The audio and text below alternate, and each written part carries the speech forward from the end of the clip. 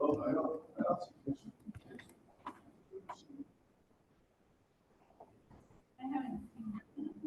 see.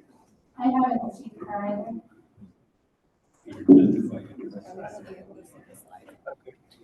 I can go through logistics though. Before, do we want to record it right now, or do we want to stop the recording? So, logistics. There's breakfast over here. If you go out these doors and to the right, you'll see the restrooms. Andrea is our conference coordinator. She's outside at a desk. And so if you need anything, she'll be able to help you. There's a kitchen with ice if you need ice during the day or anything on the kitchen. There's meeting rooms if you have a virtual meeting or a call that you need to take. If you go to the right and you see the restrooms on the right, the meeting rooms are on the left. Those doors should be unlocked. If they're not, you can ask Andrea and she'll unlock them for you. We will be having lunch. There's kind of a cafeteria out this way. If there's a tornado, we're going to depend on Andrea, but there is a tornado shelter over on this level. If we hear a fire alarm, we'll go up the stairs and out the front door and meet in the parking lot. And then if there's a medical emergency, Andrea will contact medical emergency personnel. We also have security guards on site. So, well, not on staff, on Adams County staff. And then I still don't see Commissioner Hunter. Oh, there she is. Hi. So I'll hand it back to you, Commissioner, to start. Great. Welcome everyone. Super excited that everyone took the time out of their days to come over here and talk about water. There's been a lot going on over the last month. There's been a lot of work done by consortium members, staff members, both from ECMC, federal agencies, from operators, from consortium members, as well as consortium staff, in order to continue to work our way through our list of deliverables as part of HB 3/1242. So I'm really impressed with the work that continues to be done here. And I think most importantly, I hope that people are starting to see the road that's being, towards some of our final decisions this year. Recommendations this year. Trying to see how each of the deliverables that we've been working on are building upon one another and starting to take steps towards understanding the current state, starting to understand steps that need to be taken to contemplate the ultimate deliverable in 2024, to targets for reuse and recycling in different places around the state. And encourage. So just last week, I took some time and I went through and I read that all of the deliverables that have been provided, all the reports that have been done up until this point, including the drafts that we have. And I think it does start to build a road. An iterative process to get to that final recommendation. This was super excited with the work that's been done. And hope to continue the momentum that we've accomplished here over the first 6 months of the year, the next 6 months of the year. So, also, really want to thank Commissioner Pinter and Adams County for the utilization of this facility. It's a beautiful facility. That includes all-day music.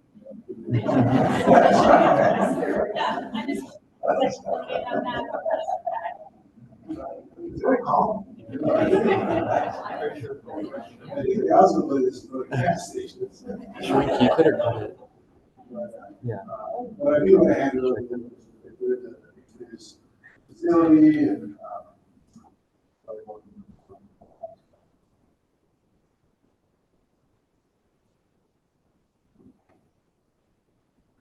Thank you. Yes, I'm Commissioner Adams, County Commissioner. Welcome to our Health and Human Services building. This building houses about 900 social workers on any given day. Just to get a scope of the service provided, Adams County is 1,000 square miles. We have about 550,000 people. And we have about 45% of our population that's on Medicaid as a benchmark. And so about half of that population is coming in here for services on any given day. We do workforce training upstairs. We also do anything related to child support collection, child welfare, child abuse investigations, all are run out of this building. We also have this lovely conference space, which does have little breakout rooms down the hall. And then upstairs on the second floor, we also have a hoteling space for nonprofits and community. It's about 5,000 square feet. And nonprofits who work with us can center their operations there to be on site. So if someone comes in for services and a nonprofit might serve them as well or better, they can just walk down the hall and see that nonprofit and see some of them tabling in the front lobby as you come in. So it's a very busy building. It was designed to be human-centered, people-centered, and the people be invited in to get services, and we're really honored to have you here. It's been open about 6 years. thanks. Amazing facility again. I mean, this is a benchmark for other health and human services buildings around the state. So really appreciate you having us here. And also want to really express my appreciation to the different members of the consortium that are taking the time out to participate. This is no small time commitment. Is what's being asked of you. And folks are traveling from all around the state to meetings in person, engaging in homework activities and commenting on the different drafts that are being circulated around. And, I really want to say that I'm impressed with the amount of interaction that's happening with each of the consortium members, both at the meetings and between meetings. And so I really appreciate that. I think a little later on in the meeting, we'll talk a little bit about, well, I don't know, if you want to talk about future meetings now or just wait till later? I think I'd like to talk about them now, but I also would like to go around the room and introduce ourselves for the record. Right, we have to acknowledge that we exist. So I'm going to start over here with Arthur. I'm Arthur. Okay, and you will have to share the microphone so that the people online, and we should have 2 people online, right, Tyler or Joel? Yeah, Okay. they did say they had a little trouble hearing, so the closer to the mic, the better. So keep the mic really close to your mouth so that people online can hear. Arthur? Hey, good morning. I'm Arthur Etzel. I'm in ECMC Environmental Data Group Supervisor. Hi, I'm Greg Duranlo. I'm the ECMC Environmental Unit Manager. I'm up under Adams County Commissioner, and I forgot to mention Katie Keith from Adams County is here. She's part of our team to help us with air quality, water quality, and environmental inspections. We run our own oil and gas inspection team here in Adams County. So Katie supervises all that work and has a dynamic team and has been supervising and helping behind the scenes. So it's lovely to have Katie here. Morning, Joe Ryan, University of Colorado, Boulder, and happy National Donut Day. Hi, Tricia Pfeiffer, USEPA Region Tessa Sorensen, Energy Liaison for CDPHE. Chloe Van Ford, Senior Scientist, HDI Energy. 8. Nikki Wells, Holding Agency for Nonprofits and Community. I now have 2 mics. Okay, there you go. We're great. Hi, thank you for that help, folks. Jolie Bronner, and I'm an environmental justice seat. Good morning, Irene Andrews. I'm also an environmental justice seat.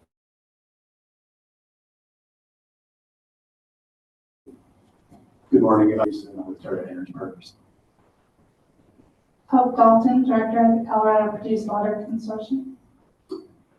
Barbara Vasquez, representing Western Colorado Alliance in the community organization.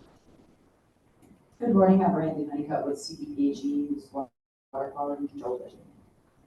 Hey, thanks, Mark Hepta, engineer with Chevron, representing PJ.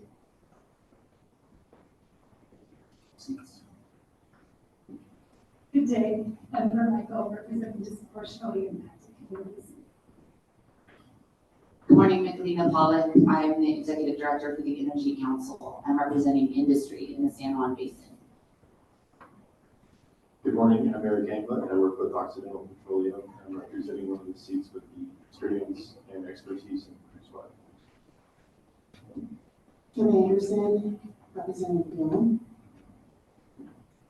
Good morning, Carmel Woolley with the Bureau of Land Management, representative of the state office. And Kim and I are here representing federal regulatory agencies for oil and gas. Hi, everybody. Mike Freeman with Earth Justice. I'm in one of the environmental NGO seats. Zahid Cap, Professor for Environmental Engineering, Colorado School of Mines. Terrence Blackwell, Assistant Director for Research for the Colorado Produced Water Consortium. Thanks, John. Good morning, everybody. Assistant Attorney General Kyle Davenport, Counsel to the Consortium. Okay. John Messner, Commissioner with Energy and Carbon Management Commission, and Chair of the Consortium. And then go to the two people online.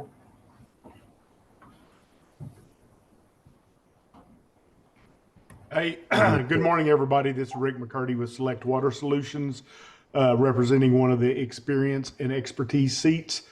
So wanted to be there in person, but trust me, y'all are going to be glad that I'm not. Can we turn up the volume on that?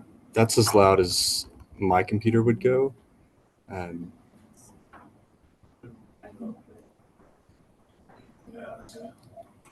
Should I meet each of the public guest panelists so they can? Do we have, is it just Rick that's online? We have others. I can make them a panelist if you'd like them. Oh, that's Harmony.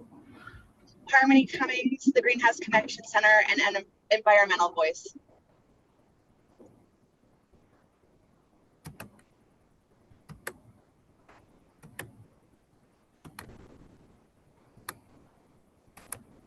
Anyone else?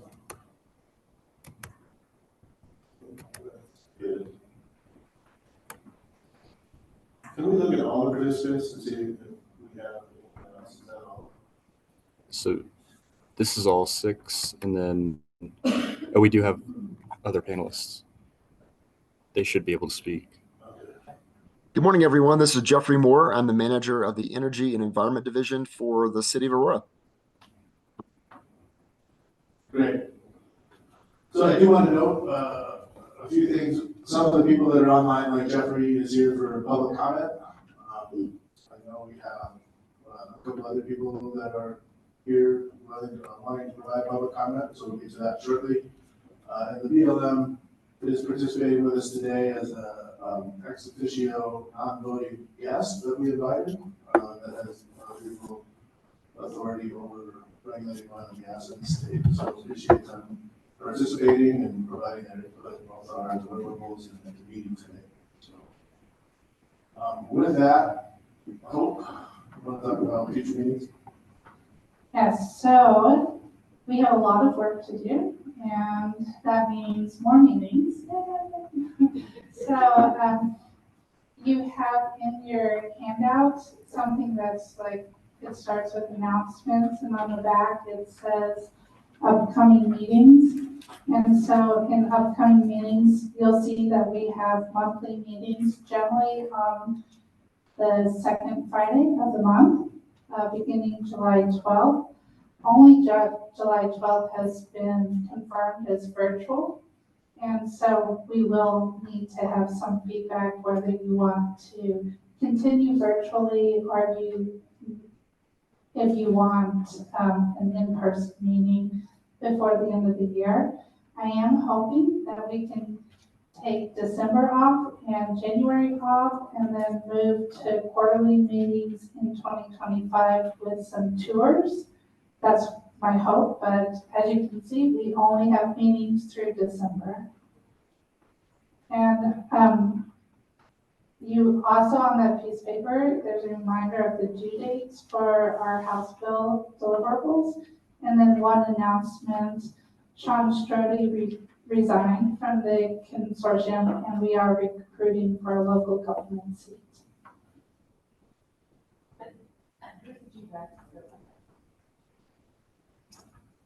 The legislation, I mean, the criteria basically says it has to be geographically diverse across the state with in areas that have produced water infrastructure and have water. So I think the goal is to have it pretty diverse. So always great to have a Western Slope representative, a Front Range representative. Don't know if it's explicit, but it's certainly encouraged. Okay, and Joe, I think every day is National Donut Day.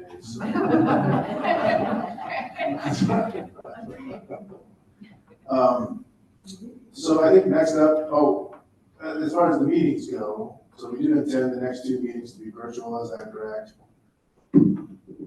I've only got July 12th scheduled as virtual. Okay. I need to hear from the consortium what they feel like for the other meetings. Okay, and that's the question I wanted to ask, is I know that, we wanted to get some in-person meetings in, and I think we've done that. I also don't want to overburden folks, particularly those that are traveling from around the state. And so I think the next meeting certainly is going to be virtual, understanding that some folks have family obligations, particularly folks with school-age kids in August. One consideration that we had was to have a virtual meeting in August as well, so that we're not interfering with the start of school for some folks. Certainly open to having an in-person meeting in August if that's what folks want. And then, some consideration, as Hope talked about, of not having a meeting in December. And so September, October, November, do we want 2 out of those 3 meetings to be in person, or are we wanting to go a little more in the virtual realm, or what are folks' thoughts? Does anyone have thoughts on that?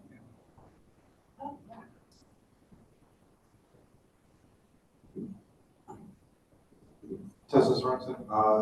The one concern I think is that if we do have virtual, we may want to make them longer than 9 to 1, as then we get closer to the deliverable to provide recommendations for rulemaking or to regulatory bodies, because that's going to be a lot of work on that, looking at that particular recommendation. So I think as we get closer to that, we know what our schedule is going to be on that. We might consider virtual. It's fine, but might need to be a longer meeting, like 9 to 3 or something along that line, so that we have time for all the discussions.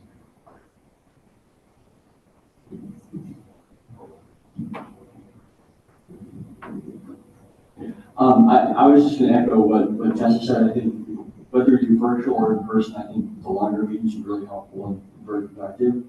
I define as many in-person meetings as the group likes to have. I think it's really helpful and really very productive. But I understand it's difficult for folks to so my vote would be as many as you can, but understanding that people have. Yeah, I would like to, Nikki Wells, I would like to piggyback off of that. I think maybe thinking about agendas and what we're covering, maybe decide if we should do in person. I know I want to respect travel too, but I like in person. Barbara Vasquez, I just, as a person who does travel, not from Texas or from further away, I'd really like to encourage us to do as many in person as we can. I think they end up being more efficient, and we have the opportunity for side conversations that are impossible in the virtual environment. Thank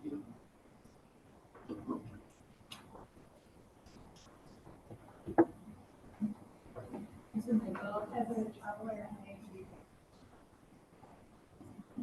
a traveler, I agree with in-person meetings. Support that for me is the consortium to have. So I agree with in-person meetings, but I'm also hopeful that if they are in person, that there's a virtual option like we see today. Okay, so it would be hybrid. Generally, it depends on the facility that we're in. I mean, the last meeting we had just didn't have the ability to do that, but it was important that we were able to hold that meeting in that location. But I think almost always we'll be able to offer a virtual option, so, without knowing whether the meetings are going to be. You don't see anyone is raising their hand on that? I just checked. No one is. Well, I think what I'm hearing is that there is some interest to have meetings in person. And so maybe, I really appreciate the folks that are traveling the furthest being willing to continue to have in-person meetings. And so, well, maybe we could sit down and, figure out a schedule and, maybe virtual in July and August, and then consider a couple of in-persons then in the fall. I think that's great. So for consortium members, please look for invitations to be coming out on your calendars. Any other housekeeping that you have up until before we jump into public comment? Oh, I did forget one really important thing, and you will have to keep the microphone really close to your mouth. People are having a hard time hearing online. And that's another problem with hybrid meetings, is trying to make sure that the people online have a similar experience to the people that are in the room. But for those of you who want your per diem of $50 or $200, or want travel reimbursement expenses, you must get that to me by June 20th. If I do not receive a request for your stipend or travel expense reimbursement by June 20th, I will not pay you, okay? You will not get another opportunity. Our fiscal year ends June 30th, 2024, so you'll have another opportunity in July, but no more for fiscal year 23-24. And that's all my announcements. Laying the hammer down. I like it. So, public comment. I hope I don't know if I have. Do I have a public comment list? It was only Christine. Okay, Christine, come on now. You come to the table here and Come sit by me, Christine. You're a little less scary.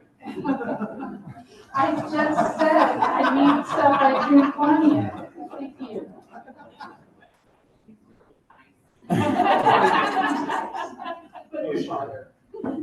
Thank you very much. I've said it before in previous comments. Christine Mice, Fantasy Harris Oil and Gas. We have operations on the western slope. I'll be here for the morning, so if you want to catch me on break, if you have any questions, feel free to talk about our operations. I really want to thank you for opening this up to public comment, and not just opening it up as a formality, but actually considering what people are saying and incorporating those comments into the deliverables. That has been really appreciated. I know by industry, I've gotten feedback from others that are really, they see that this group is really understanding and wanting to learn and wanting to incorporate all the feedback. So we have a couple of comments. I have a team back at Curris that helps me with this. For deliverable 5, for necessary infrastructure to achieve recycling levels, excuse me, I just want to reemphasize the need for storage and pipeline transportation when it comes to having a recycling system. This, of course, will be complicated by land use, size of completions, distance from produced water source. In some cases, this could be upwards of hundreds of wells for a single completion, because a lot of wells don't produce enough water to feed a single completion. There's also the availability of water from a produced water source and injection rate. And that's all very site and operation specific considerations for planning. Water quality in some formations can play a key role in whether recycling is even possible. Some formations, say in the Williams Fork and the Peons, completions operations are just as effective using recycled water as fresh water. There are certain formations, however, throughout the state that need more of a freshwater source to make the completions operations successful. This is due to water chemistry, rock composition. It's all very site and formation specific. For all aspects, cost will need to be considered, which also includes the ability to keep infrastructure in place for an extended period of time in certain areas or situations. While some like to downplay the role of cost, it is part of every operational consideration. All of this will be operationally specific. However, building infrastructure for a water system that can be used for years can be much more efficient, operationally, cost-wise, and environmentally. You have less impact from trucks and hauling and further surface use disturbance. I've appreciated the deliverable summarizing the rules across the agencies that will impact this process. As highlighted as an area of discussion in deliverable 6, conflicting regulations have the potential to be a real challenge to expanding recycling operations in any area of the state. This will need to be a coordinated effort across agencies to expand the scope of recycling in Colorado.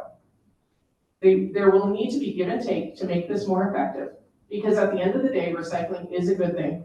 However, it may not always be possible due to site-specific considerations. As the group starts to think about how to provide the best direction on water recycling, it's truly important to realize the importance of Class 2 injection disposables in the process of maintaining a balanced water system. Having disposal wells is what creates the opportunity and versatility needed to recycle. From a safety standpoint of having an outlet for water in the event of upsets, or in rare cases, water quality that is not treatable for recycling is critical. Operationally, it is necessary to have the flexibility to have to shut in well. If you have to shut in wells fields, if we are at limits on storage capacity, you need a place for the water to go in those situations. Class 2 disposal wells are needed to assist in limiting surface storage capacity needs during slower completions times.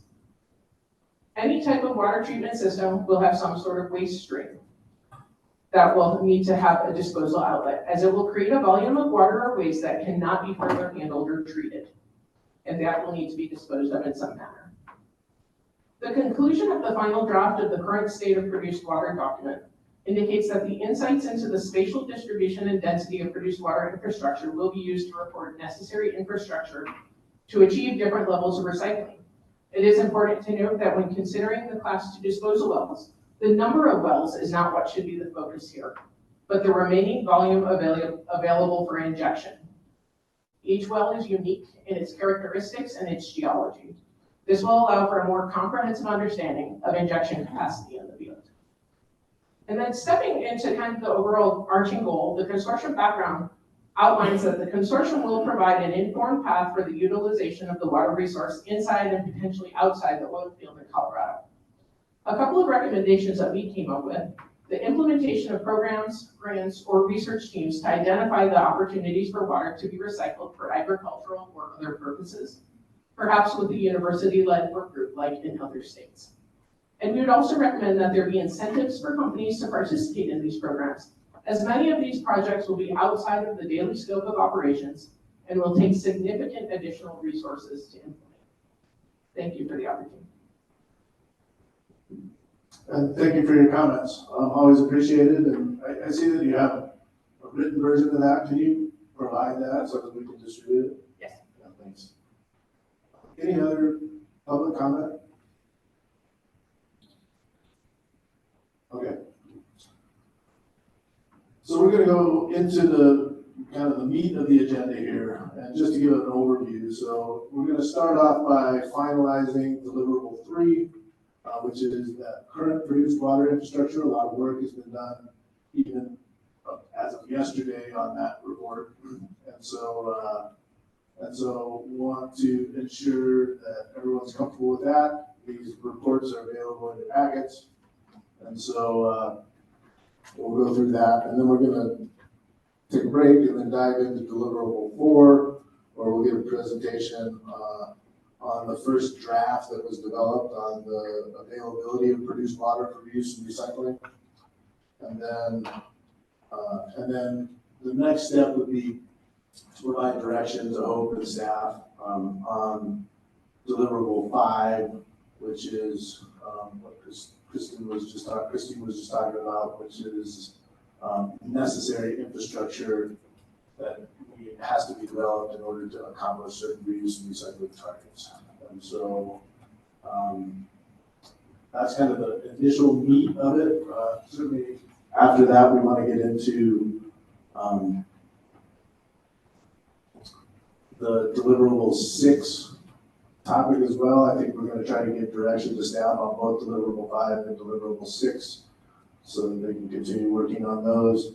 And then the report out on the breakout sessions and homework in between meetings here, and kind of a big broader discussion about how we're going to get to the recommendations to ECMC for reuse and recycling targets in a timely fashion. So that's what we've got in front of us. We're going to start out with the conversation on finalizing deliverable 3, which is the current produced water infrastructure report. That's I can start off. Yeah. So we don't have printouts, but I have a couple printouts. I don't know where to put them. So lucky Chloe one. But deliverable 3 is a final draft. You've already seen it a couple times. We discussed it at length at our main meeting. Because it has changed, mostly based on your feedback about wanting more detail on the maps, you have a printout in your packet. And on in the executive summary on page 5, at the very bottom is the key findings. It starts on page 5, and then it continues on page 6. These key findings are what we're going to decide if your voice has been heard, and we'll make sure that everybody's voice is heard on this final draft, and then staff will take your comments and produce that final product by July 1st.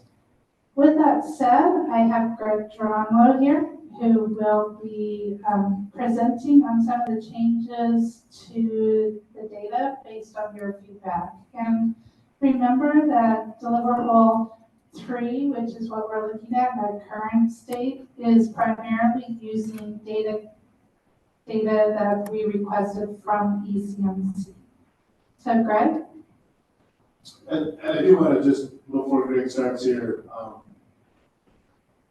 send my appreciation for the work that was done by ECMC staff, Greg, Arthur, Kat, Judy, on this, because this really was enabled by the information that was provided by ECMC as well as others in the room.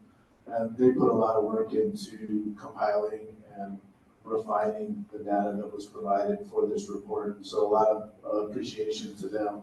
This report is a product of the Produced Water Consortium, however, not a product of ECMC.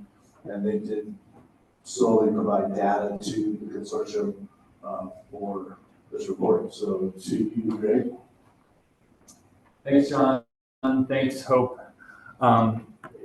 First of all, thanks to every single one of the consortium members here. I really appreciate the amount of work that you guys have put in to not just this deliverable and providing us meaningful feedback on the data that we offered up, but also just on the efforts that you guys have been making over the last so many months and that continue ahead. And I shouldn't have really tried to mess with that, but hopefully my voice can be heard online. I'm going to glue myself to the lectern a little bit because I've got some notes and I don't want to miss anything. As I said before, I'm Greg Geronimo. I'm the environmental manager at ECMC. Been with COGCC and ECMC for about 14 years. Again, just, thanks to Hope for coordinating our efforts.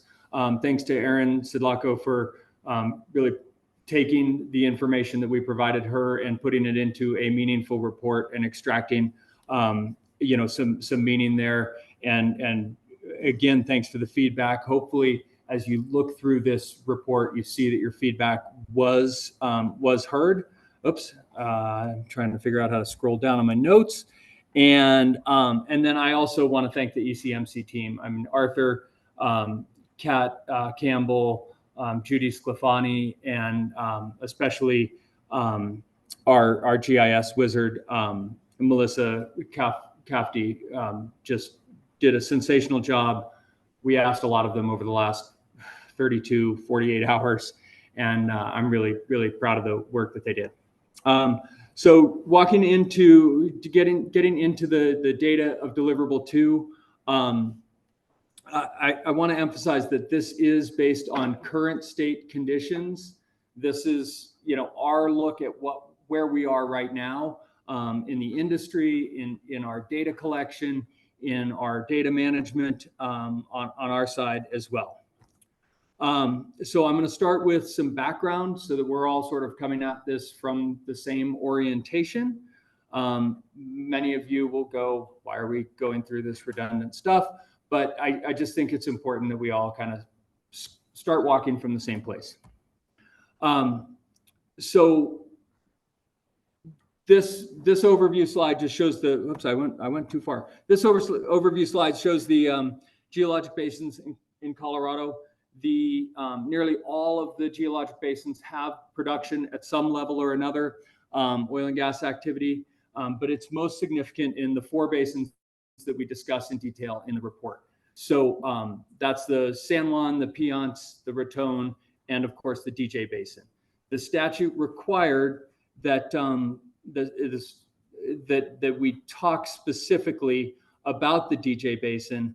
And what we're really taking that to mean is the Wattenberg Field, the horizontal Niobrara Field in the Front Range area where we have a significant level of oil and gas activity overlapping a significant population center, urban, suburban development, and DI communities in those areas as well. So it's sort of that overlapping area.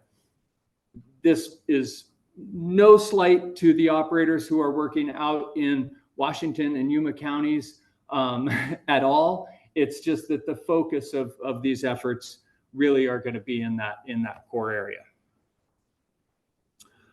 So to start talking about the produced water infrastructure, we really want to follow the flow of produced water from production, which is the well site, the separation and storage, through transportation, through treatment, through disposal, and hopefully more and more through recycling and reuse. I think Christine noted in her public comment about, disposal is still a necessary component at the end of the day. Even if you recycle and reuse water 3 or 4 times, at the end of the day, that water quality will get to the point that you need to dispose it. So that sort of component, I think, stays around. Transportation, we're not going to talk, by the way, very much about the production side of things, the wellhead, the separator equipment, the on-site tank batteries. Those are sort of shared resources among the production fluid stream and less critical, less important to our overall task of recycling because those production facilities are just driving the fluids out of the ground. So we'll talk about transportation, which can include trucking, can include produced water transfer systems. We'll talk about centralized E&P waste management facilities, which are specifically permitted for the treatment handling of exploration and production waste from multiple well sites. And they're really important and necessary infrastructure for the recycling and reuse of water. And I think Jeff, Christine, you guys can certainly attest to the needs in your basins about that. And on the Front Range here, I think it's one area that we identified as, there's fewer water treatment facilities in the Front Range. So moving on, I want to thanks to the consortium members who provided these two graphic that describe that process flow through the sort of production and treatment train to recycling and to disposal. Please note, Front Range folks, I did add a produced water truck to the diagram. Based on our analysis, to exclude trucking as a transportation mechanism, just it didn't fit well with the data that we were seeing in terms of the continuity of pipelines in the DJ Basin. I also added a couple of pictures. For some people, the diagrams don't work as well, but that's what it looks like on the ground when you go up to one of these sites. And this is a coal bed methane facility and tank battery. So ECMC data is housed in what we call the COGIS database, the Colorado Oil and Gas Information System database. Though it says COGIS, it's not a GIS database. It is the Oil and Gas Information System. All of that data comes into the database through forms. We are a forms-driven agency. So when we talk about the data that we get, all of that comes through forms. If we want to know the status of an operator, we need to look at one form or data that comes in from one form. If we want to know the status of an oil and gas location or a well, we need to look at a different form. So all of the data comes into forms, is stored in tables, and then our team, Arthur's team, does the work on the back end to pull out and extract the data from those tables and hopefully deliver it to Erin in a form that she can present something to you guys, and that's where we are today. So again, it's once we take in the data, it becomes part of the public record. We have an incredibly transparent system, though we've heard that our website is difficult to navigate. Literally every piece of data that comes into our agency on a form becomes publicly available when the form is approved. So just before we dive into infrastructure maps, I will offer, are there any questions on sort of the background, what I've presented, where we stand?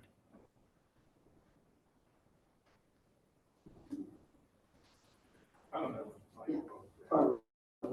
Just a quick question, right? We just heard in public comment where the storage is, and that's basically excluded from your treatment here. We need to keep in mind that storage is a big part of produced water reuse, right? And I appreciate that, and I should have perhaps been a little bit more clear. The storage that I've excluded is sort of that just on the well site storage in tanks. We still have discussed open pit storage and storage at centralized E&P waste management facilities. We also did include in the maps some sort of central tank batteries that are registered as such with our systems. So it's and you are absolutely right. Storage is a critical piece of the infrastructure. Irene Andrews, on your diagram where you added the truck, is everything going to be trucked, or is there a branch there and some gets trucked and some gets pipeline?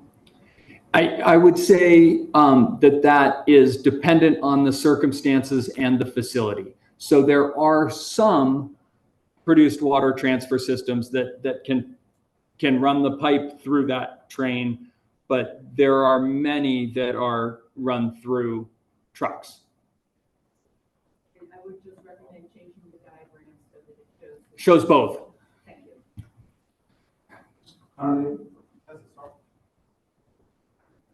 Tessa, sort of a follow-up question just on that. Hey, Tessa, I'm gonna let Harmony go. Oh, yeah. Harmony Cummings, I have a few questions, but I'll go back to my truck one first. How many water trucks and produced water trucks are you seeing, and where is this reported? So we are not, we don't have the capability of tracking truck traffic at this time. So it is, you know, we can track barrels of water produced, barrels of water disposed, and we'll get into some of that data in deliverable number 4, but we don't have, you know, as far as how many trucks, a truck could run full, a truck could run a quarter full, a truck could run, you know, empty. And so I'm not sure that we could even do an equivalency. Having worked in the industry and paid those trucking invoices, I know that the producers know how many trucks they have moving in and counting for emissions and road and all the impacts on communities. I think that that's really important. And then just also to highlight why there's a focus on the DJ Basin, approximately what percentage of production happens in the DJ Basin? I don't have that number offhand. It's something that I could get, but I don't have it. I think that that's really important for people who maybe don't have the same understanding of the oil and gas industry in Colorado, that it's significantly more than the other areas. Also, as far as water usage, do you have an average of what's used in the basin, or the Piance Basin per well versus the DJ Basin per well? Not at my fingertips for this report. Thank you. And some of that, Harmony, if you would read deliverable 4, is in there. I think it's important in the context of this conversation and for anybody else too. For infrastructure. Absolutely. That's it. I just, Tessa Sorensen, I just have a question. Do operators ever use both, like a flowing our pipeline and a truck, like a hybrid? I'd have to direct that question to industry. It's a maybe. I mean, I could, yeah, you know, let's say your pipeline is at capacity. You need to turn to a truck. Let's say your pipeline has a failure. You need to shut in the pipeline while you do repairs and turn to a truck. So yes, I could see a need for trucking, even if you have pipeline infrastructure. I think it's safe to say it's not that there's no trucks on the road in areas where we have substantial connectivity with the trucking. I mean, with the pipelines. Emily, so my experience is primarily in the Piance Basin, but just knowing with our analyses, we do estimate how many truckloads are necessary when we're evaluating potential emissions.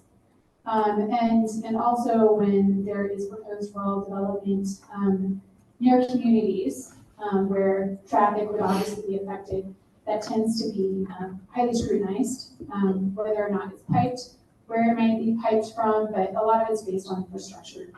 And then also when it comes to the typical amount of water needed to produce a well, I've seen less than 1 acre foot per well.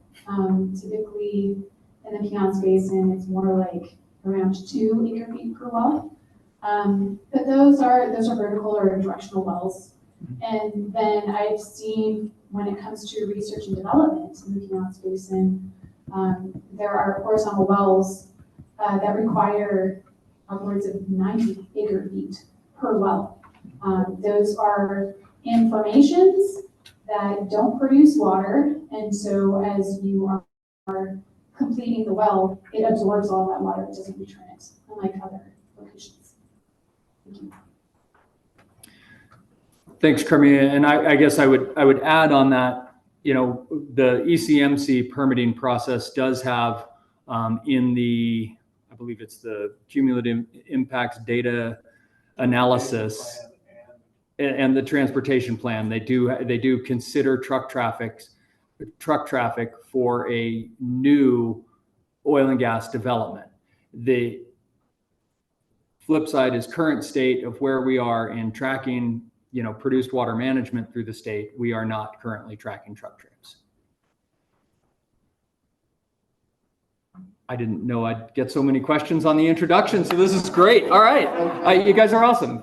So just, I think Vicky's got one more question here, and I want to make sure that we're not doing any creep here in the deliverable 4 though. So let's read, what deliverable 4 is and what is in deliverable 4, which really talks about a report on the volume of produced water produced in the different oil and gas production basins available for reuse and recycling in comparison with the total volume of water necessary for completion activities in new oil and gas operations. So that's deliverable 4.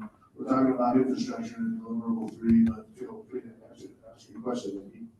Nikki Wells. I'm just asking a question about these trucks that we are not tracking. Why aren't we tracking them, and how do we start tracking? How important is that? There's a lot to that question. Why aren't we tracking them? Essentially, we have, our agency as an administrative agent has a statute that tells us what to do, and we execute that on a daily basis. The statute has not told us explicitly to start tracking truck traffic, though the rulemaking that is due by December, I believe, has a component that discusses what is to be done there. So we're expecting that we will be, starting to look at that closer. How to track it? I think there's going to be a number of, discussions to figure that out. Whether it's using the accounting from, the truck trips from the industry, whether it's using a volume type of, analysis on the barrels produced and the barrels moved. And again, from the new oil and gas development permitting perspective, just making efforts to reduce that, emphasizing the importance of pipeline transport. 4 or 5 years ago, we were talking about pipeline takeaway for crude oil. People weren't talking about pipeline takeaway also for produced water. So that infrastructure didn't necessarily develop at the same rate. Today, we're talking about pipeline infrastructure for produced water. So it's, that's a bit of an evolutionary process, but, I think that's something that there will be plenty of conversations coming.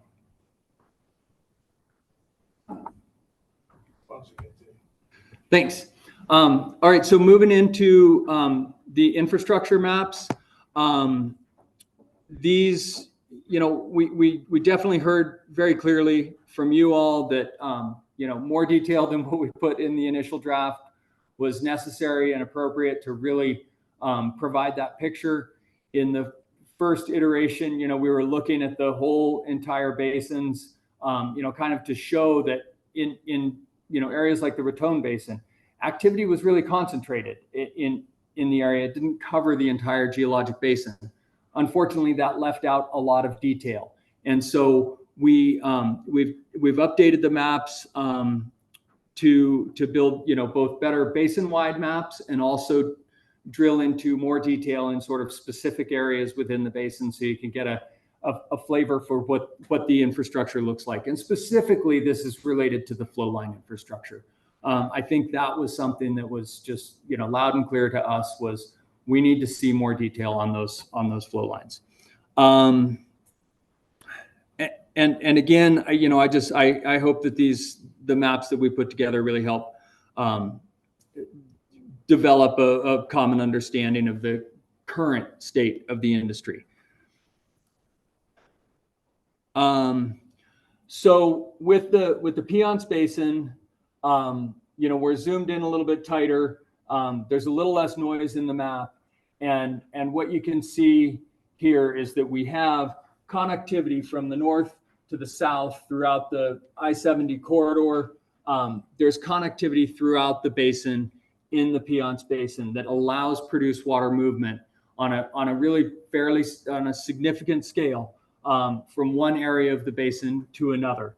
We also included on this map the centralized E&P waste management facilities and other facilities, so that you can see how those are tied in the core areas and available for both storage, treatment, and pumping and moving that water. It's one of the, well, I won't get into the data that we're seeing in the Form 7 because that is deliverable 4. Stay on target. So we do see that there are pits, in the Piceance Basin as well. And then if we look at the detail map, you can see that system of trunk lines throughout the basin that really provide for that transport from one area of the basin to another, one operating area to another. They've built that system out sort of ahead of the development curve. So the pipelines are in place to move the water to the next new well site. It's a pretty significant infrastructure in the Piceance Basin that is driving that recycling and reuse. Just for clarity's sake, this yellow box is where that is zoomed in to, and you'll see that repeated throughout here. Eric. Yes, great. Eric England with Occidental. When we looked at some of the data in the previous draft version, for flow lines and for pits, there could be a broad range of potential components that were included in there. We feel pretty confident that you were able to select down to most likely candidates that are related to produced water. Yeah, thanks for that question. I will talk about that in some detail when I get to the limitations of our data. But that was a significant effort of data cleanup that we went through over the last several days, trying to make sure that what is represented in here is related to produced water, isn't multi-phase oil and gas production stream, isn't it's post-separated produced water. So yeah, our confidence is much higher, especially with relationship to the flow lines. I will say there are likely some flow lines that we haven't included in our map because of data noise that may be specifically related to produced water. But the flip side is I'm confident that we haven't included flow lines in our analysis that are not related to produced water. Is that clear? Okay. Go ahead. Rick McCurdy, who's online, has a question for you as well. I'm not sure. Oh, this is risky. Yeah, we'll get back to it. Hey, I'm sorry, but did my name pop up? Yeah, you had a question? No. Oh. Well, you want to say anything while you're on stage? Well, Sorry. Since I'm on here, I just wanted to pass a quick word of thanks to the other consortium members that helped out with the diagram for the infrastructure. Y'all did a great job. I framed up the building and y'all made it livable. So thank you for your efforts and for your time in doing that. And I also wanted to say thanks to the satellite imagery person that we have on the consortium now. That would be Tricia, who found some surface impoundments in the eastern side of the Denver Basin. So I think, Rick, maybe I misinterpreted. You were asking for people to wait until they have a microphone. I'm sorry. Yeah, that was a while ago. Whenever we start asking questions, and I know this is hard to do, and I don't want to slow the day down, but I can hear Greg speaking very well. And then when you start asking questions and you don't have a mic, then I really don't hear what you're saying. Okay, thanks, Rick. All right, sorry about that. Rick, while you're on, it's my understanding that folks online can see sort of my screen with the split screen and my notes on the side. I don't mind that you're seeing my notes, but can you still see the main slide? Yes, well, yes, I can. I see the split screen, but I see your notes, but I see the main slide as well. All right, great. So nobody in the room has that advantage. So there you go. You can catch me if I miss something. Okay. Let's see, am I back in here? Oops. Oh, yep. Did I go too far? No. Okay. All right. So moving to the southeast portion of the state, or south central, the Raton Basin. When we look at the network of flow lines in the Raton Basin, what we see is that it's an incredibly comprehensive network of flow lines. We also see numerous pits. In fact, when we ran the calculation, there are 2 pits for every 3 producing wells. So it's a really high ratio of pits. The detail map on the left really shows the connectivity right from wellhead all the way through the system. So unlike the example we showed in the Piceance Basin, where we were really looking at the trunk lines, and then the wellhead lines are more of the production stream side of things. This is, because it's coal bed methane, all they need to do is separate out gas, and then the produced water is ready to go. So they can connect directly to the pipeline system at the wellhead. And then you can see and I guess I should use my pointer instead of my finger for folks online. You can see that, the sort of network connects down to a centralized disposal point.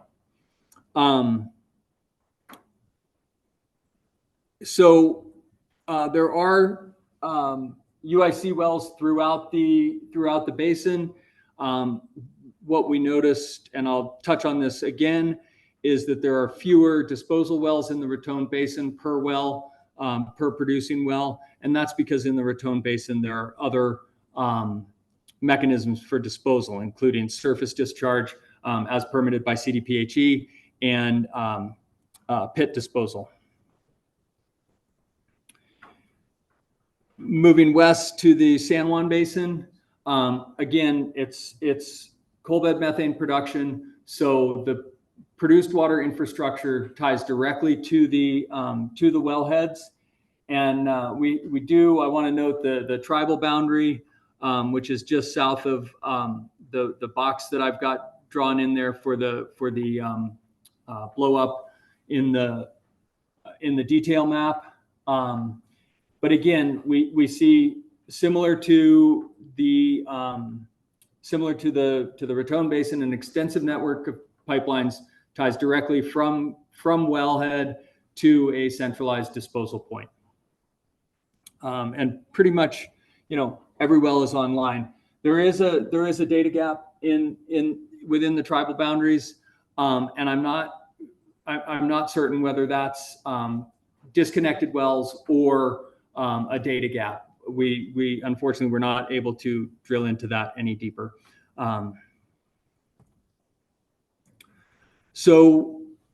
Moving now to pits, and I'm going to come back to the DJ Basin, and we're going to kind of walk through the DJ Basin on its whole. I'll pause. Hey, this is Trish Piper from EPA. I'm just curious, you were talking about the Raton Basin, and you said there's MPS discharges and pit disposal? Yes. Pit disposal, is that evaporation ponds? Through permitted evaporation and or percolation pits.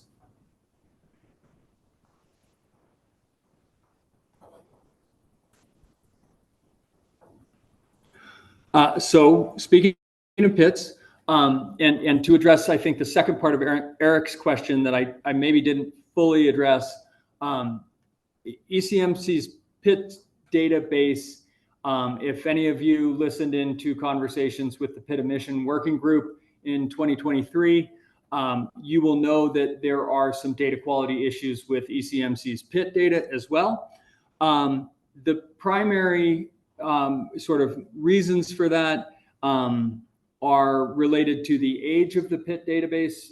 Pits have been used in Colorado since before the commission existed. And so we have pits dating back to the 50s. We had pit permitting rules starting in the early 70s. And then we had an inventory effort in the 90s to sort of take in all of the pits that had not ever been permitted because they were just in operation.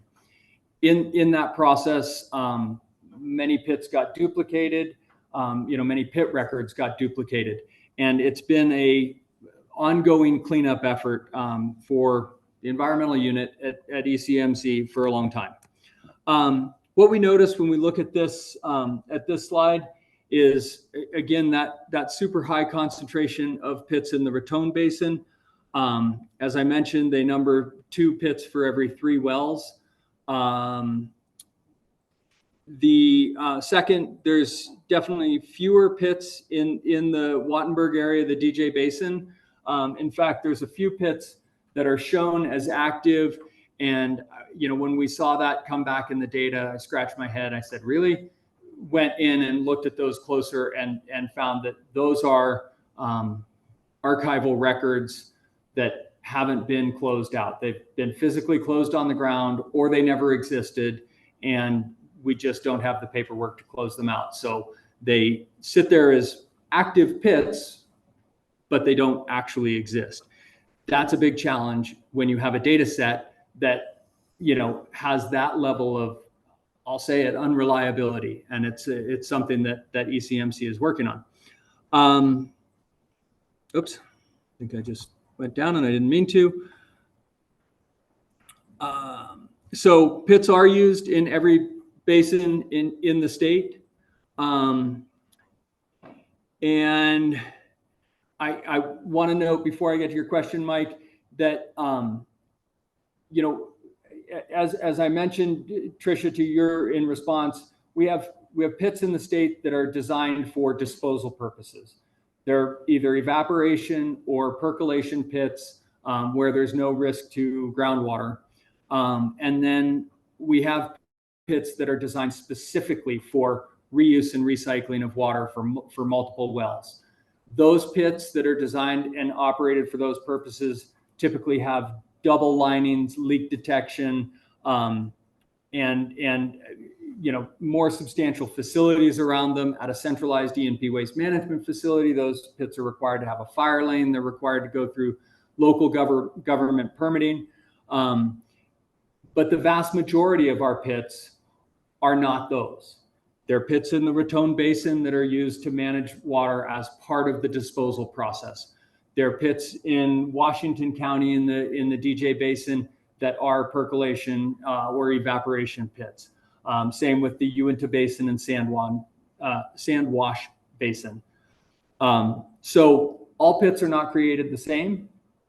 And unfortunately, our records don't do a good job of parsing that out, Eric, to your question, which ones are available for reuse and recycling. Therefore, the proxy for that is sort of the centralized E&P waste management facility. Yeah, Mike, question. I knew there was a question. Yeah, thank you, Greg. This is really helpful. I appreciate the additional math and data. It really is very useful in getting a handle on what the situation is. To the point you just mentioned, on the pit numbers, are those just disposal pits, or they also include the recycling and reuse pits? Yeah, so this is all pits listed as active. That's the only criteria we parsed by. So it would be both. Yes. And as you said, but the vast majority of them are going to be disposal pits rather than recycling. Correct.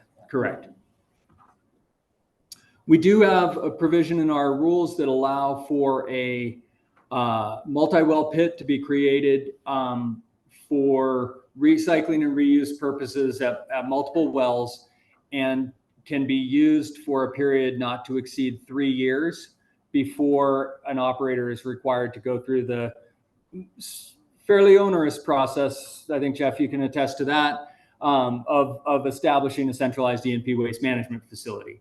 That permit is, pretty lengthy. It comes with financial assurance. It comes with a local government approval and other things. So there is an ability to use a temporary reuse and recycling pit, and we require the same level of construction for that pit, dual liners, leak detection, when someone's proposing one of those pits. Great, Joe. Just wanted to check to see, how is it determined the pit is not a risk to groundwater? And on the other side, the evaporation pits, are there any evaluations of air quality nearby? So most of the pits that are, most of the disposal pits that fall into those categories are existing pits that have been in place for years. We're getting very few new, requests for new disposal pits through either percolation or evaporation. And in those cases, we do require that the operator show their work to determine that there's not a risk to groundwater. We have conducted evaluations of some existing pits where we think perhaps there is a risk. And, we've done the same thing with, I will say, rudimentary fate and transport type analysis. And then the other, for an existing pit, upon closure, they're required to, demonstrate that the site is cleaned up following their use. Jeff? Oh, he needs a mic.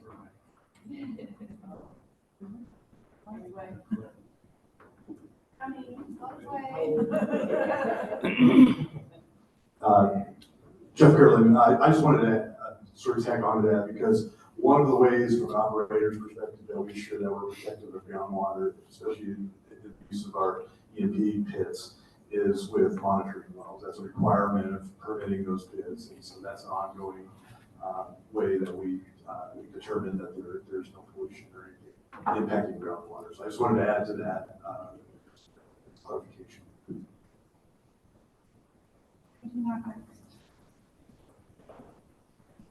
Irene, Hi, Irene Andrews.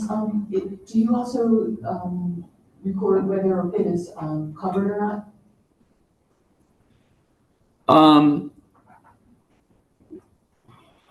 On a new pit permit, they're required to indicate whether the pit is fenced and netted for wildlife protection. As far as covered for emissions controls, that is a fairly new undertaking by CDPHE Air Pollution Control Division. And, if they're going to require that as part of their APEN or air permitting process, then, the operator would have to specify that in their design details to us. I will say, of the existing pits, which obviously number in the thousands, I think there is one that is covered for air emissions purposes. One, I think, if it's been built yet. Oh, two, okay. Two, okay. I just wanted to follow up on the monitoring requirements, the monitoring well requirements. This is a question for Jeff. That is for new wells, I'm assuming, these older wells that they monitor? So, sorry, they're older pits monitored groundwater. Right. The monitoring requirements are associated with the centralized E&P waste management facility permits, and with the if someone was permitting a shorter term, multi-well pit for reuse and recycling, we would require those same monitoring wells. They are not required for existing production pits, disposal pits. We do require at the time of closure that the operator demonstrate that the soil and groundwater have not been adversely affected by the use of the pit. Are there, how often do pits get closed? Do they ever just sort of linger? They do. They're required to close pits with what we call a Form 27 site investigation and remediation work plan. And so our environmental protection specialists get that form in, we review the operator's plan to, investigate and assess the pit, close the pit out, and then we review their whole sampling program and everything else for all of the constituents that we regulate. And how often are pits being closed? Not too often, probably on the order of several dozen a year, I would say, and that's really just a out of the air guess. We process, I would say, thousands of forms per year, Form 27s per year, to close facilities. Some portion of those have pits involved in the closure. Hi, this is Trisha from EPA. I'm curious about volume of water. Do we know the storage capacity that we have in each of the basins in the pits? And then do we know how much water annually is in those pits? Because I guess some of them are not being used. Yeah, so I think we do have the ability to dig into the water that is going to pits for disposal through our Form 7. I'm not honestly sure because I haven't yet dug into deliverable number 4. But Arthur may know whether or not we've got that data parsed, and we'll be talking about that a little later on. So as far as knowing the volume for available storage in the basin, it's something that we could get. We haven't. Appreciate that question, though. That's a good prompt. Nick, if you've got a question, go ahead and ask. I do want to keep us moving forward here, though. We've got about 10 minutes left for this presentation. So. Nikki Wells. I am curious about data collecting, and you had mentioned something about pits and risk, and I want to know what's the definition of the pit being at risk, and how many of these thousands of pits are at risk? So what I think the context of risk that I was discussing was a risk to groundwater impacts. And so a pit, essentially, if it is a percolation pit, it is designed to release its contents, into the ground. There will be contaminants close into the pit. And so when a pit is closed, it requires an over excavation. And then the water is essentially filtered through the sands and soil formations around that pit. And then the water moves down, deeper into the substrate. If there is shallow groundwater, then our agency will not permit a pit to be put into that place. So we're talking about pits where groundwater is hundreds of feet below ground surface. And in some cases, in Washington County, the county has over the years told us in no uncertain terms that they want the water put back into that hydrologic cycle through the percolation pits. So they've come to our rulemakings where we've tried to require lining all pits, and they've said, not in our counties. So we've walked that line with them, and that's where we say, okay, that's fine, but we're going to have the cleanup verification that those pits aren't causing problems to groundwater. Tanya Woolley. So not all pits are created equal. A lot of the pits were first constructed years ago when it was standard practice not to line them, when it could just percolate or evaporate. And so, we've learned a lot of things through the years. Common practice is no longer that when we have new applications to permit. So one thing I want to caution is I know that we could look at the volume of all the pits across the state, but like I said, not all pits are created equal. I wouldn't necessarily want to utilize some of the pits to store produced water. Not all of them have been permitted according to current standards. And it's really requires focus on a given area. Plus, I want to stress that it's really a balancing act when it comes to managing those pits that store the produced water. You know, you can have a lot of wells that are producing water, sometimes you don't. It varies, and it really depends on what development is occurring in that local area. So sometimes they have use for the water, but it's not happening all at once, so they have to inject it, or they have to find other means to dispose of it and maintain that balance.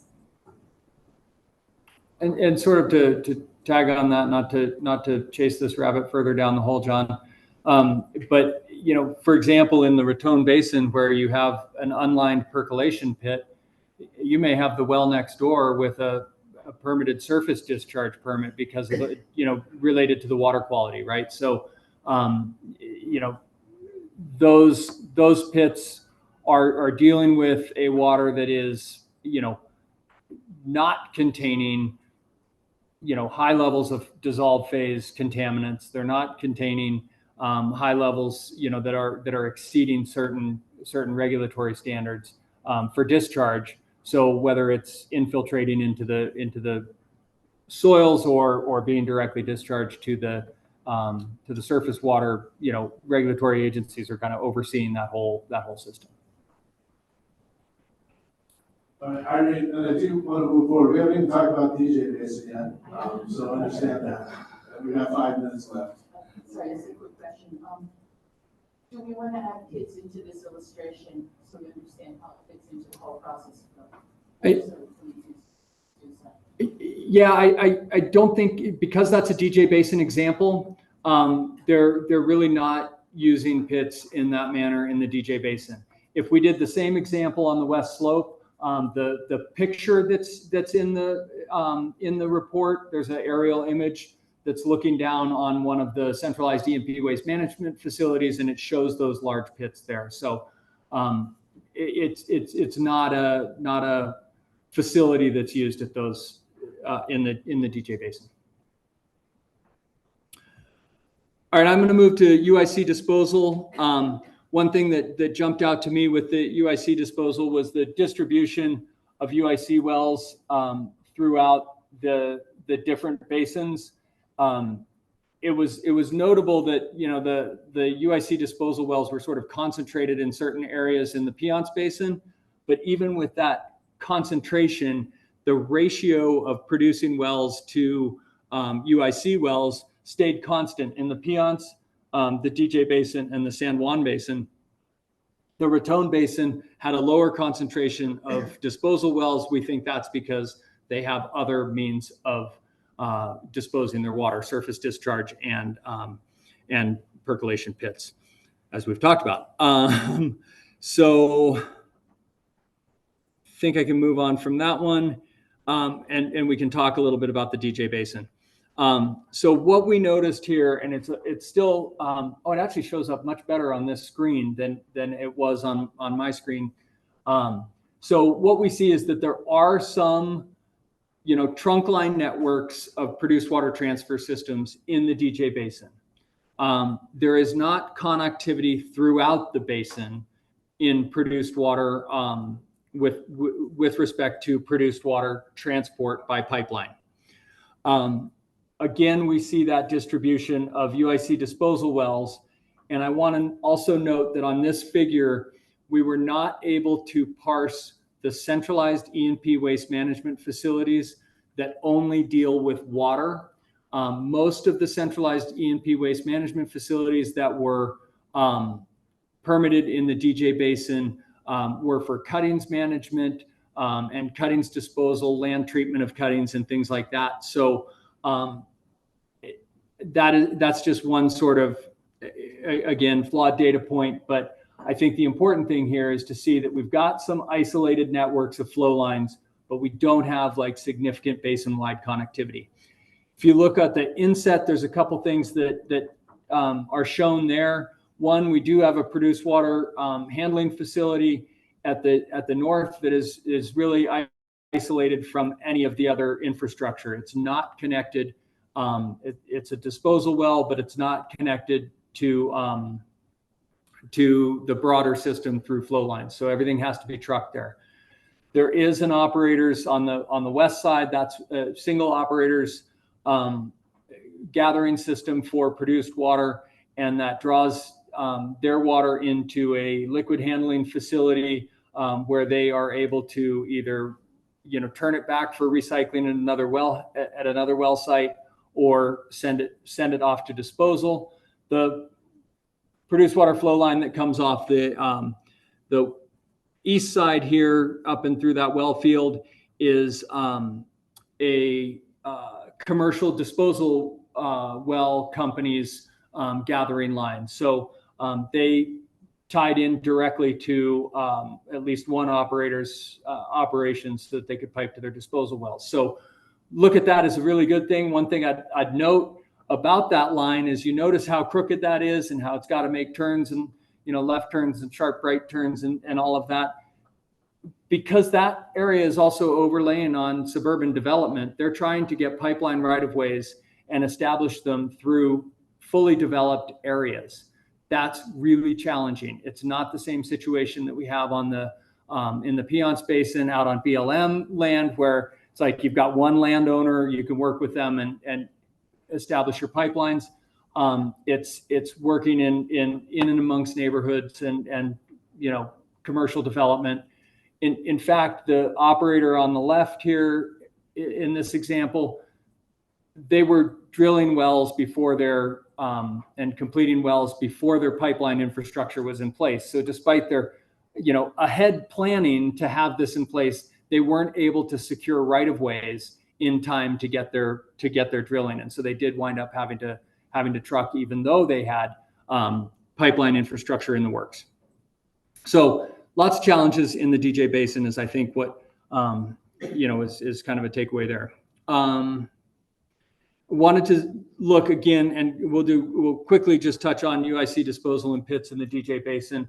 The UIC disposal, as I mentioned, is pretty well distributed, and I want to make sure that we are talking about UIC disposal and not enhanced oil recovery, which is also permitted under the same Class 2 permits, and that's just a secondary or tertiary recovery method for older oil and gas fields that involves cycling water back through the formation. Requires a UIC permit. It is not considered disposal. We didn't consider it in our analysis. We're looking at just the disposal infrastructure. Again, you can see the pits as shown in our database. I would again highlight that the sort of cluster in the core Wattenberg area there is a relic of less than high quality data.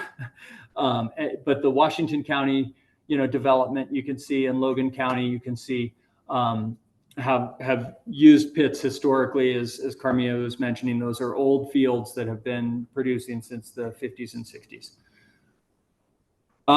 Mike, let me hold off and see if I can get, I think I've got one more slide. I think I've got my key findings slide, and then I think we'll take questions if we still have time.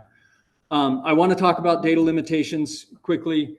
I've mentioned these throughout the presentation, so I don't know that we need to spend too much time on this. The PITS data, I wish it was better. It's been one of those things that my unit has been working on, slowly improving as we go. The location accuracy and the status accuracy is not great. And when I say location accuracy, many of the pits were just mapped in the center of a quarter section. So it's within a couple 100 feet of where the pit might have been. It's not like it's 6 miles away. Flow line data, what we found in our analysis was operators submit their flow line data on a Form 44, and then they use a GIS shapefile attachment. Our staff has a really good ability to control information that comes in on a form itself. We can look at a data field, we can set business rules and say, does this data meet the data quality needs of our database? The shapefile brings in data that doesn't get the opportunity for that same level of scrutiny. So shapefile just has attributes that are assigned to the operator. So one operator might say produced water. One operator might say produced water with no space. One operator might say oil, gas, water. Another might say gas, oil, water. All those create noise in our database. And all those are sort of a relic of, you know, the fact that the data are coming in a shapefile. The other reason that we're having trouble is the reason our Form 44 was initially established was to, you know, really locate flow lines throughout, throughout the area where there might be development as a safety measure. So our location accuracy is quite good with our flow lines. The rest of the data is a bit noisy. And in some cases, we've had multiple submittals for the same flow lines where we get data stacked upon each other. And we have a pretty big cleanup process ahead of us. Again, our location accuracy is very good. It took us quite a bit of work to parse out the data to pull just the produced water or water handling infrastructure. And that's why with the newer maps, we cleaned everything else out. We had in the earlier drafts, we had various types of multi-phase and oil, gas, water and stuff like that. And that was creating unnecessary noise. So we were able to filter that out. And then there's some physical limitations. And we talked about the pit uses and whether or not a pit can be considered reliable infrastructure. Flow lines aren't necessarily a shared resource. So what's infrastructure to one operator may have no meaning as infrastructure to another operator. And then one other physical limitation we noted was a lack of centralized E&P waste management facilities in the DJ Basin established for the purposes of recycling and reuse. So summing things up in key findings, and what I've done here is I've grouped them by infrastructure type, and I hope that helps. But again, Hope you mentioned they're on page 5 of the report that's in front of you. So regarding flow lines, 3 of the 4 basins have high concentrations of produced water flow lines and good connectivity. The DJ Basin has limited produced water flow line infrastructure and connectivity, but the Wattenberg field does have a few operators who have built their infrastructure up. And then I talked about the flow line data limitations. With respect to pits, the highest number in concentration is obviously in the Raton Basin. Locally, there's high concentration of pits in other areas, and pits are established, everywhere in all producing basins in the state. But unless specifically designed and built, existing pits are not currently used. The production and disposal pits are not currently used for recycling and reuse purposes. And again, I talked about the data limitations. Centralized E&P waste management facilities, the highest number and concentration are in the Piceance Basin. There's a few in the DJ Basin that support produced water management, but not a lot. And then, what we've found is that these facilities are necessary infrastructure for the current recycling and reuse practices. UIC disposal wells present in all basins, highest concentration in the Piceance Basin. They're more concentrated in the Piceance Basin, but they're just more distributed in other basins. Again, they came out at a similar ratio in the San Juan, Piceance, and DJ basins. And the Raton Basin has the fewest because they have other means for disposal of water. With that, I'm actually ready for questions. Mike, you were on. Thanks, Greg, for the presentation. We'll take a couple minutes here for questions. I do also want to get to whether or not folks feel like their voices heard in this, and I'd like to do that before the break. So I'm not trying to stifle questions. I'm just saying this is what I hope to accomplish before the break. So, Mike. Thanks, John. Thanks, Greg. Just a really helpful level of mapping and detail. This is Mike Freeman again. I had a question about the interconnected flow lines in the DJ. You indicated that you thought a big part of why there's less connectivity there than other basins, just land ownership and other land uses. And that makes sense to me. That for me is a really key question I'm trying to wrap my mind around. Or what are the main factors that are limiting current connectivity and recycling in the DJ? And that certainly sounds like one important factor. Are there others, in your experience, you've seen that are other limiting factors or causes for the big discrepancy in the DJ as opposed to elsewhere? I mean, I understand, like in the PIOS, that working on federal lands may lend itself to more connectivity, but it looks like from the map, even the parts of the PIOS that have a lot more private land, like along I-70, also have the same kind of interconnected network. So I'm wondering, are there other factors you've seen that we should be thinking about in this issue? You're asking for my opinion at this point because I don't know that I have a data point to point to, and I think this gets into where we will be trying to push information for deliverable number 5.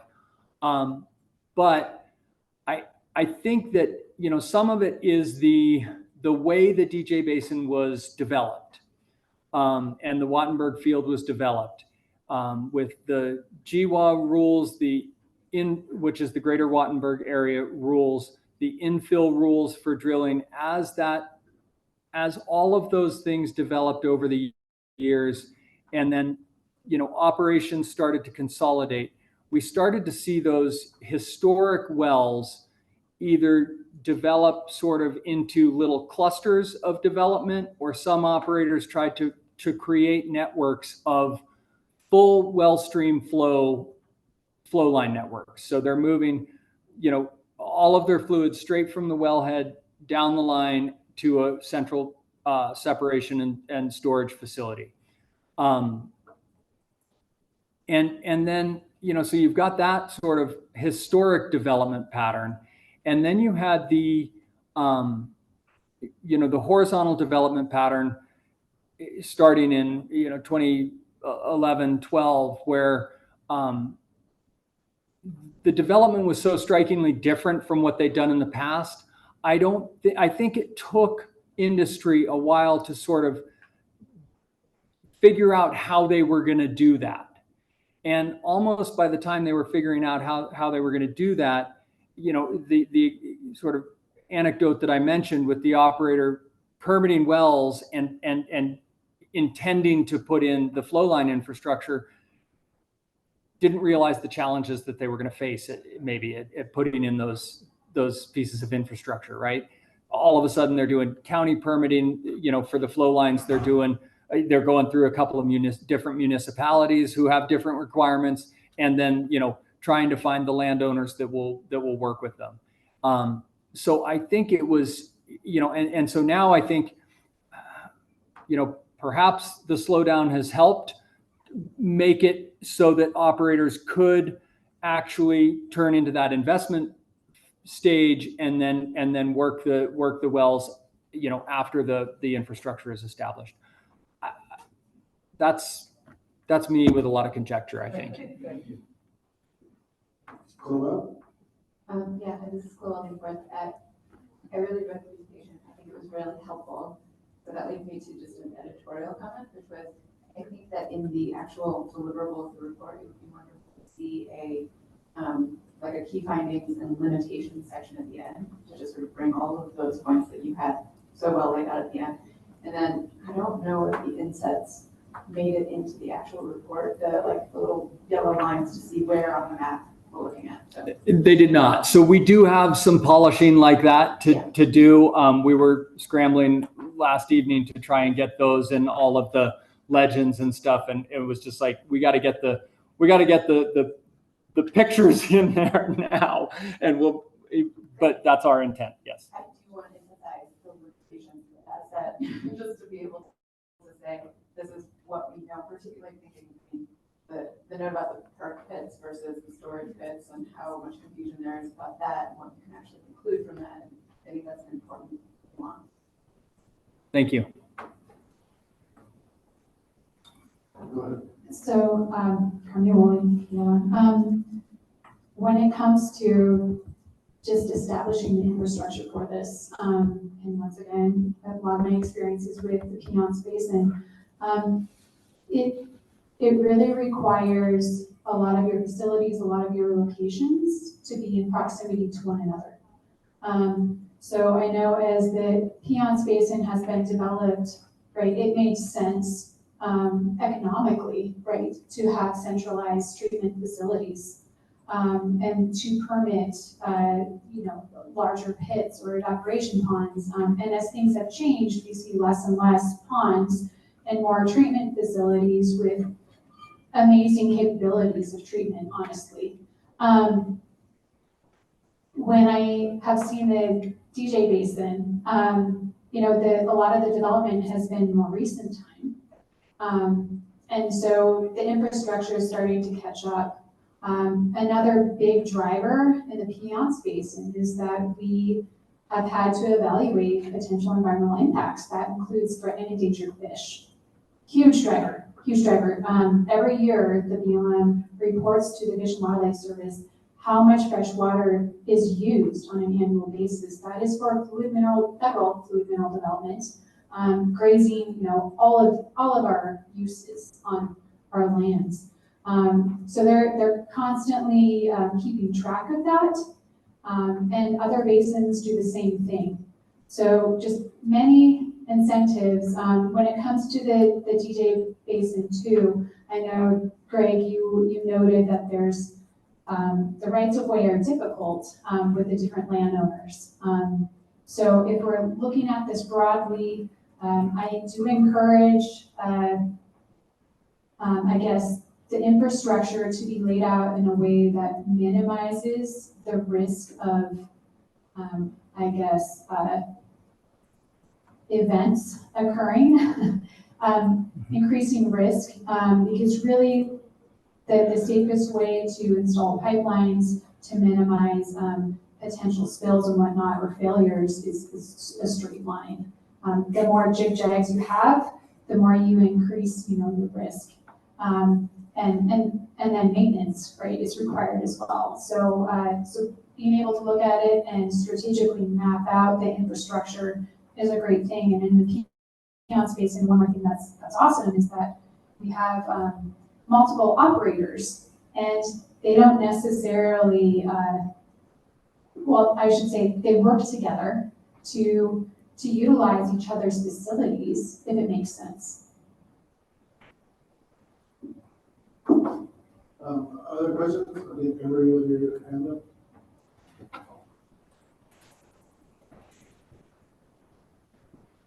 Hi, Greg. Thank you for the presentation. I just had a comment on page 30 of this basin with the self-determination of the tribe and sovereignty. I was hoping that I could work with you or the staff and perhaps just add a few sentences for clarity on some of the data gaps and limitations. So yes, please. Okay, that's great. Harley? It seems very important for produced water and a lot of decisions being made to have data available by basin. And when I go on here, there's no way to sort this by basin. Is there any way when you're collecting data going forward that can be a box that's clicked, or to associate the given counties with a basin so that users can actually filter the available data? We're not going back in time, but it seems really important, and it doesn't seem like that hard of a stretch to be able to get us to that point. Is that the daily activity dashboard? Yes. Okay. I would have to talk to the developers and see what the lift is on that. Barbara? Yeah, thank you. Just very quickly, Greg, I want to applaud you for standing up there and pointing out the limitations in the database. That's uncomfortable, I'm sure, for ECMC. But it raises the question whether there's funds and personnel to actually work on improving the database, not just for public transparency, but for accuracy. Since we're going to be depending on this data to make regulatory recommendations. I'll just say at current staffing levels, the cleaning up of the database has not been prioritized. Any other questions?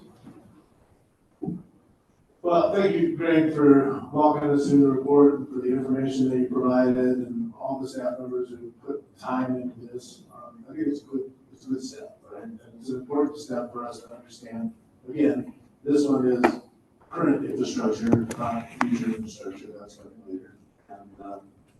And so that's why I think it's good to have this in front of us and we're being able to chew on it a little bit. I'm sure all of us haven't had a chance to go through the most recent revisions to the level that we are able to absorb all of it. So I do encourage folks to go back and review this and learn from it. But the big question here is, as this will be a final draft with some slight modifications, aesthetic and others. And you know, I think we'll email around the final draft just prior to submittal, right? Kyle, can we email around the final draft, or here today we will be making sure everybody feels their voice is heard, considering the feedback? It'll be titled the final draft.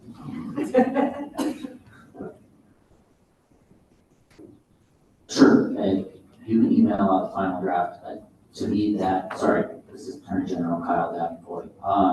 Then you can email out the final draft with the goal be just a notification to the consortium members that this is the final draft and it's going out, or are you looking for additional feedback at that point? At that point, will just be, unless I hear from any of you, that will just be to notify you that this is the final draft, or the final product that we will be submitting. And then I have no issue, it's just a notification, here's the final draft that we're submitting, no problem, I'll send it to the entire consortium. Okay. So understanding that, do folks feel like their voice has been heard, their input has been incorporated into this draft, and are we comfortable moving forward with the draft as it's developed today? Excuse me, Barbara Vasquez, will the final draft, Greg, include the limitation pages that you showed? So this is the consortium's report. And so I do think the consortium staff will work with ECMC staff to incorporate a section on limitations based on what we heard today. Is there any other concerns? Are we good? Anyone not feel like their voice is heard? Okay. Looks like we're good. Thank you all. Thanks for your questions and your input. Yay! All right, so it is, I don't know, I think it's 20 minutes, right? So let's take a 10-minute break and meet back at 11.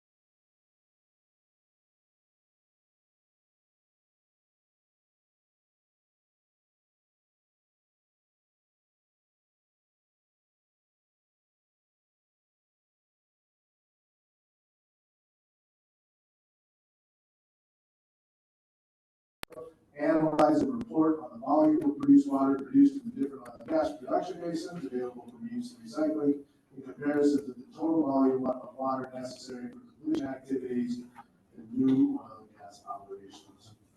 So a lot of this is a compiling of data from ECMC, who again was an incredible partner on this, and really appreciate the work that was done by ECMC in trying to develop this data.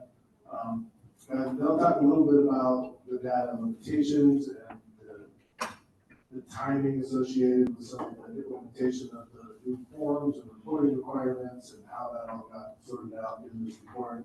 Again, this is a draft report. It's our first crack at it.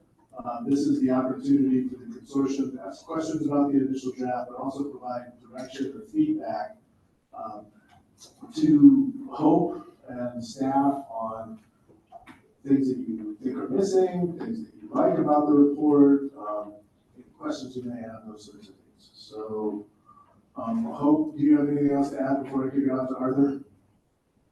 Okay, so I'm going to hand it over to you, Arthur, and then you can kick it back to me whenever you're done.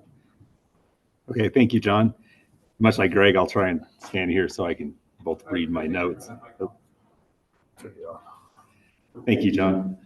Much like with Greg, I'll try and stand here such a way I can actually read my notes and keep the microphone close.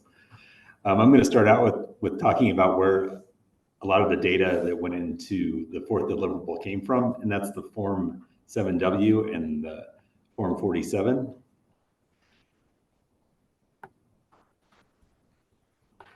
And so within the statutory language for 3460-134, there was a requirement to report water used in the oil and gas operations to the ECMC. These new requirements were captured on the Form 7 and the Form 47. The Form 7 is a report of operator monthly operations provided by the operator. The operator's monthly production report, the Form 7, was modified to include additional fields for reporting monthly water use and produced water volumes. And we call this the Form 7W now.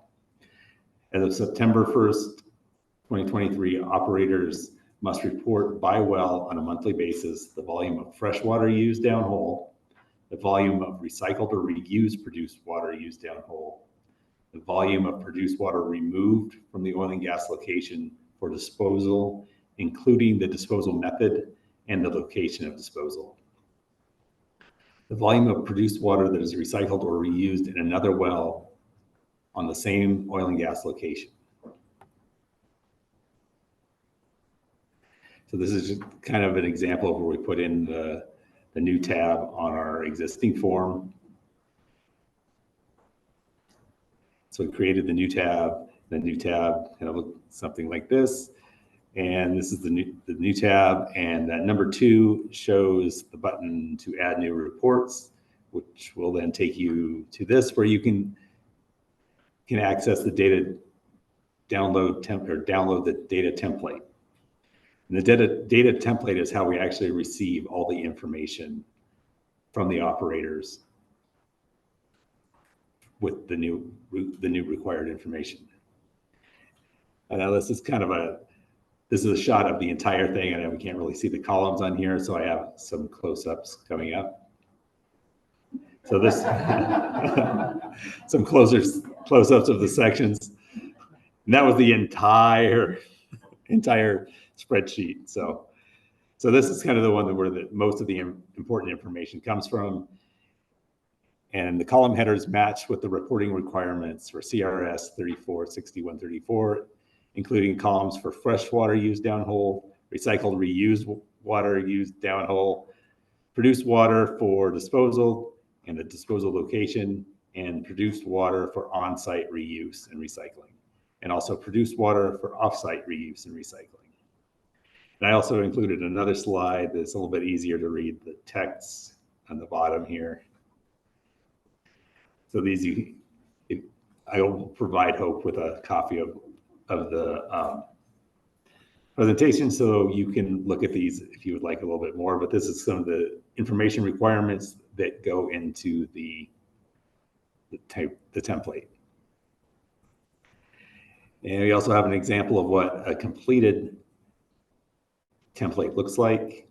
And within there, it'll have the county code and API or the API number, sidetrack numbers, if we have them, well names, and then the quantity of fresh water used, recycled, reused water used downhole, produced water for disposal, disposal method, disposal location, produced water for on-site reuse and recycling, and produced water for off-site reuse and recycling. And all of this water is, all these quantities are reported in barrels. And I also, because the codes were up there, so I also included a slide that just has the disposal codes. And now probably the most important part is what do we actually get back? And this is a summary of the information that we have received from the Form 7W to so far.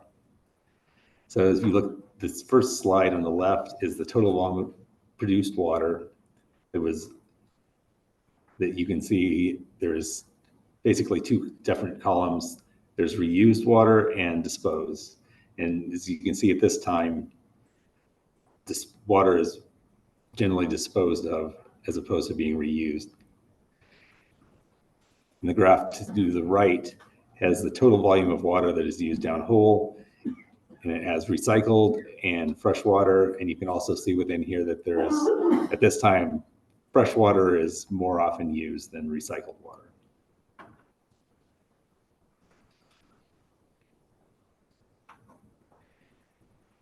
And this kind of just is on a statewide level that kind of shows the amount of water that has been used, that's been reported so far by month. In the end, it's also important to note the N on the to the right side is the number of times that was reported that month. So for 2024, for March of 2024, we had 154 reports of freshwater use downhole. And the graph to the right is similar for recycled water used downhole.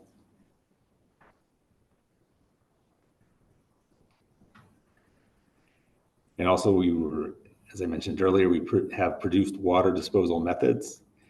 And this is also a statewide view based on the 7W data. And if you, most frequent method of disposal is this time is injection, either to central disposal well or commercial class 2 well. And I also have another graph. This is just a pie chart that demonstrates the same data.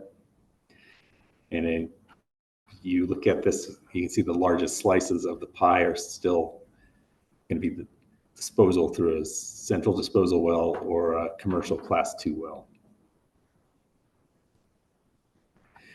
So that was from the 7W, and we also created the Form 47 to cover the other part of 346134, which is as of January 2024, operators must report on a quarterly basis the volume and source of fresh water acquired from industrial, commercial, municipal, or agricultural water sources for use in oil and gas operations at the oil and gas location. The volume and source of all recycled or reused water used in oil and gas operations at the oil and gas location. Volume of produced water disposed of from the oil and gas location, including disposal method and disposal location. Volume of produced water that is removed from the oil and gas location for recycling or reuse in oil and gas operations, including by another oil and gas operator. And the total volume of all produced water from the wells at the oil and gas location in each month of the reporting period. These quarterly water reports describe all water produced or used throughout the operational lifetime of a well, beginning with the site construction, drilling, completion, stimulation and production operations, associated plugging and abandonment, facility decommissioning, remediation, and reclamation. Operators have 45 days from the end of the quarter to submit this report. The first reports were collected in March of 2024 and contain data for water used and produced during Q4 of 2023. This data provided insights into current utilization rates and opportunities for increasing reuse and recycling of produced water.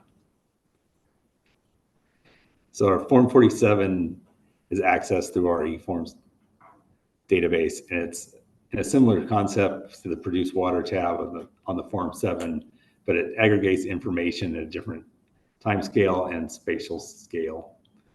Form 47 is available through our eForms, and same with all of our eForms, anybody that reports must be a registered operator and their agent with login credentials.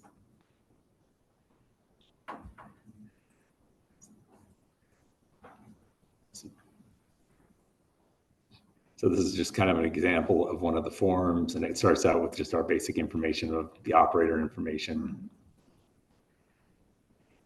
And then to report, you select the year and the quarter, and we do have some business rules in here, so you cannot select a quarter that hasn't occurred yet. And our first quarter of reporting was like I said already, it's Q4 of 2023. And this also has a template that works in a similar fashion to the 7W.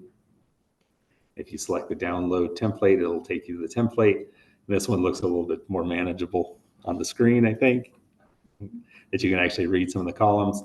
And we have different sections of the data deliverable that will require different information. So the first one is the water that's produced. So now we'll have location and its time. So since this is Q4, this says October, November, and December. And when this is reported, it will have volume, again, in barrels of the produced water.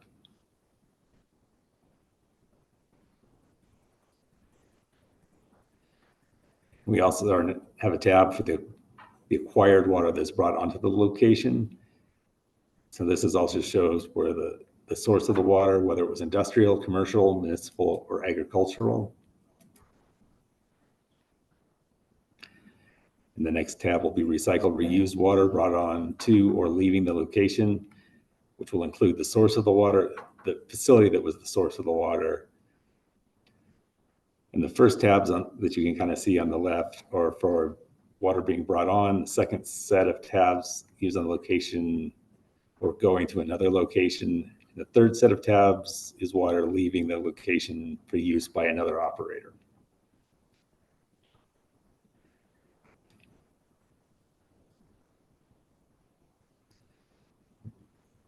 And our last one here, which I seem to have lost my notes, was this was water for disposal. So what kind of UIC well it was going to, or if it was going to pits.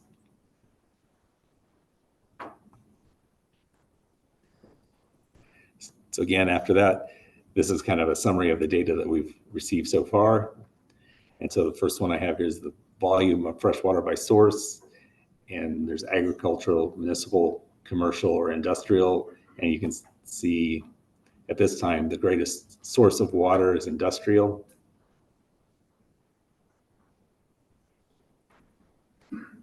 And these are total volumes in millions of barrels reported for each water category for the 2 quarters that we have data for. So as you can see, we have produced water versus reused water and fresh water that was brought onto the site and water disposed of.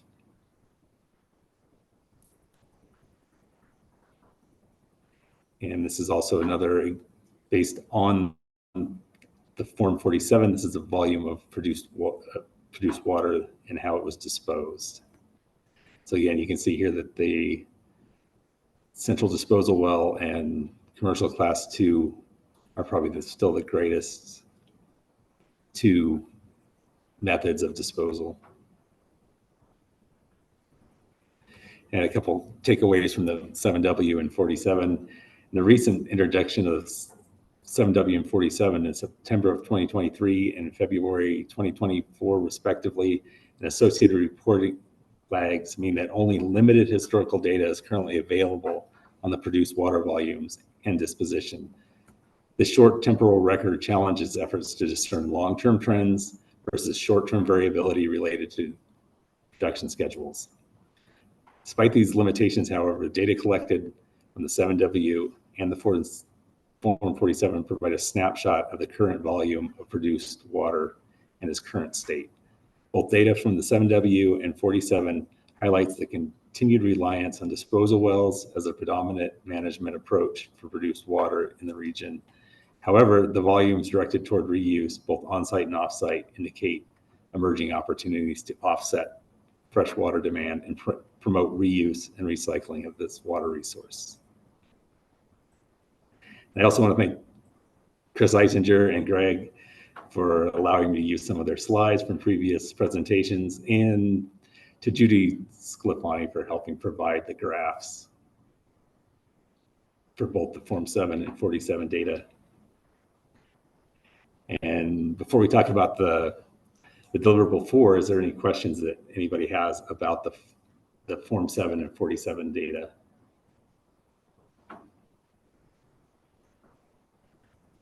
Go ahead, Connie.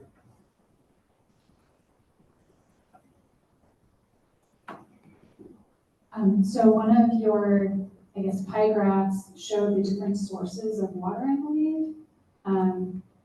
Agricultural, commercial, industrial. Yes. And it appears that a lot of the use is commercial and primarily industrial. Has that been, I guess, cross-verified with the engineer's office to ensure that that is the source, or even just looking at water rates? Well, I believe that was the intent of that within the legislation, was to understand which of waters were being used. So I don't think we verified it directly with the state engineer's office. Having attended, I guess, symposiums or workshops, I have definitely heard from the agricultural sector that a lot of their water rates are supporting oil and gas development. I think primarily more in the TJ Basin. So it's something that we would probably be wise to verify. Thank you. Yes, well, eventually, I think as time goes on, that data will get better, and we will have a better understanding of the water, where the water used on site is coming from. And there is a check and balance there. I mean, right now, this is a reporting requirement that's new. So this is actually as of December, September for some of them, December for others, but the operators actually have to identify clearly the source. And so some of the previous data developed by the Division of Water Resources around water types that are being utilized may or may not be accurate, actually. So this is an attempt to try to cross-reference that data with the Division of Water Resources in order to be able to get clear data around what actual water rates are being utilized or the source of water for operations. And so I think it's pretty, it's in its infancy as far as the data, and so I don't know if we can correlate a ton of specificity from it at this point, but hopefully in the future.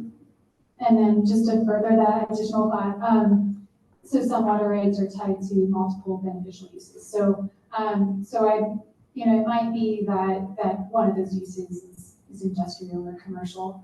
And so obviously that would be fair to say, but it would, just kind of teasing that out, is it, typically support historically other uses. Yes, that's probably something we could look into a little bit as well. Barbara. Nobody's on.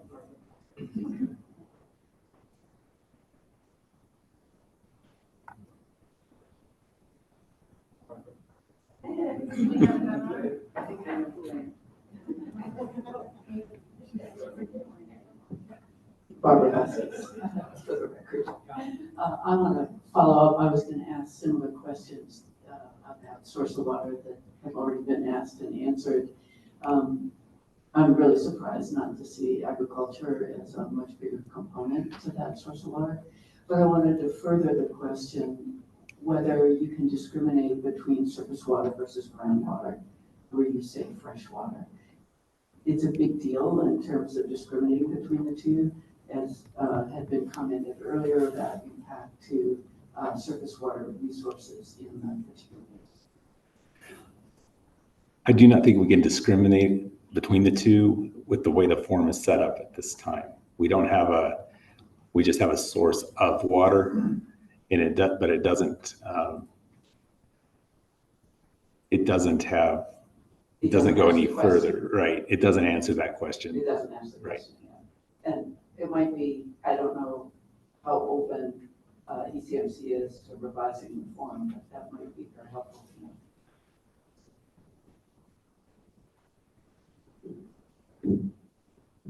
Hi, Irene Andrews, thank you very much for your presentation. I wanted to know when you make this available to us, if you can include links to the places on the ECMC website so that we can look at this a little bit more in detail, please. Thank you. And just so you know, this is available to you now. I mean, the report is available to you now. But You just scroll over the links. But I was trying to follow along on the ECMC website. And I find it, so we had to be. Got it. Richard? Of course, faster. Hi. Thank you so much. I had a similar question, or a question along a similar vein around public access. When this presentation is great, I know it's new as of this year, 2024, so thank you. I think my question was around access to data, but also ability to parse out that data. And selfishly, as a county legal profession here, would love to be able to see what is happening in our community and understand water utilization, water recycling, and storage in our community. And I think that a lot of communities would feel the same way.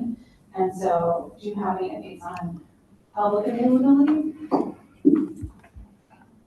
I don't think this data is, well, it's publicly available in the forms, but I don't think we've added this to like the daily dashboard at this time yet. So someone would have to query you to get access to it? No, it's publicly available. It should be publicly available. So you have to take down by site and phone number? Yeah, probably. That's not necessarily publicly available. Okay, cool.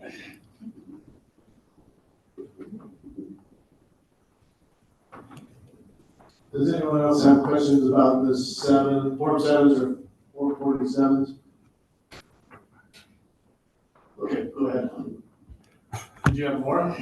No, unless there's no more questions. Oh, okay, I thought you had another few slides. No, that was it. Okay. And Hope, were you gonna talk a little bit about the report itself? So I don't know how this one works.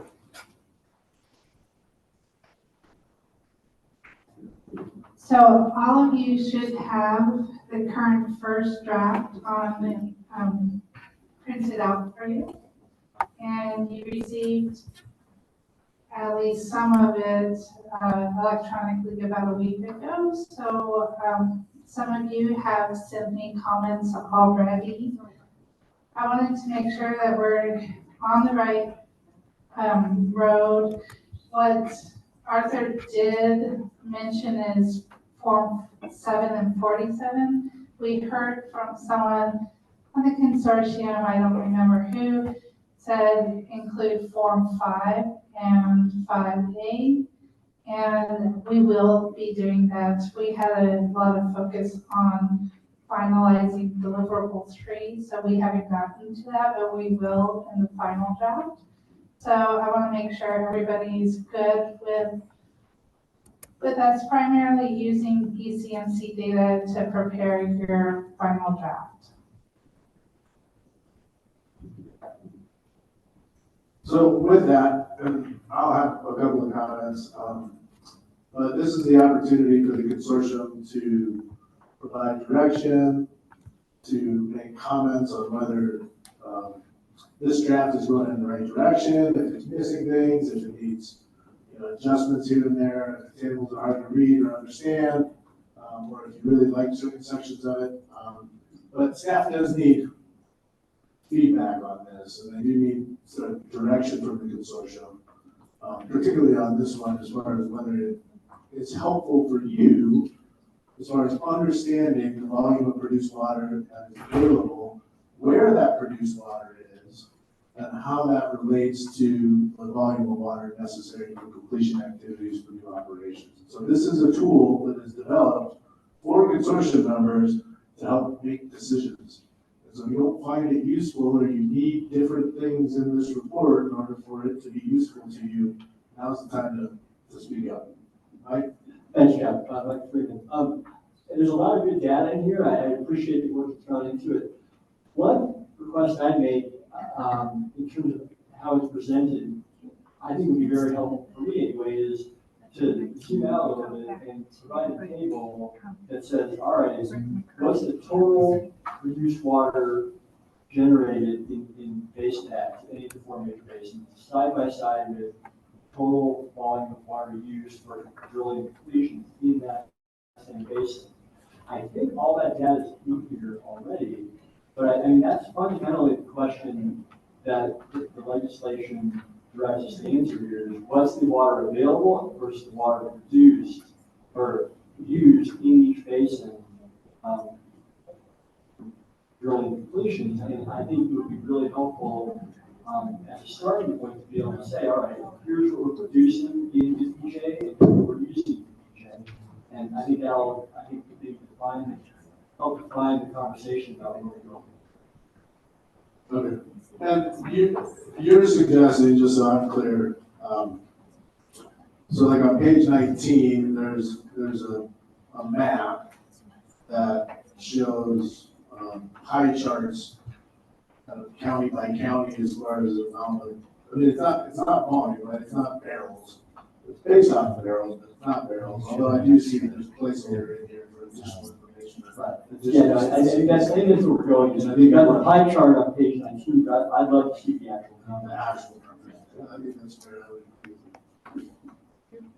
I think that's that as well, in terms of where the completions are, like, there's a couple of really good graphs in there for what's being used for like drilling fracturing.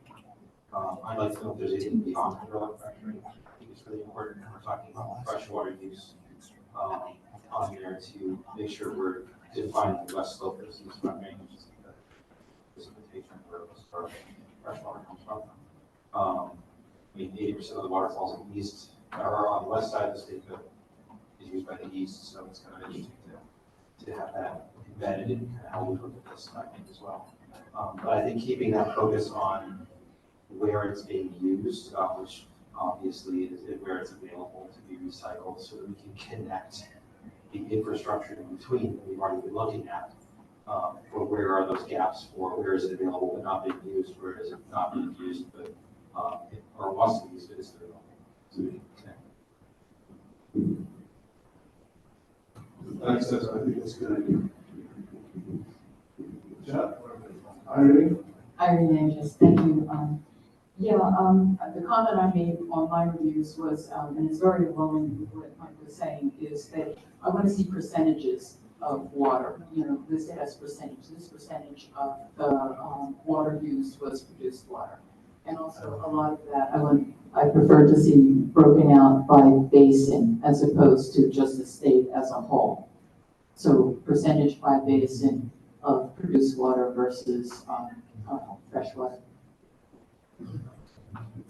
Jeff Gerlin, and good work on it.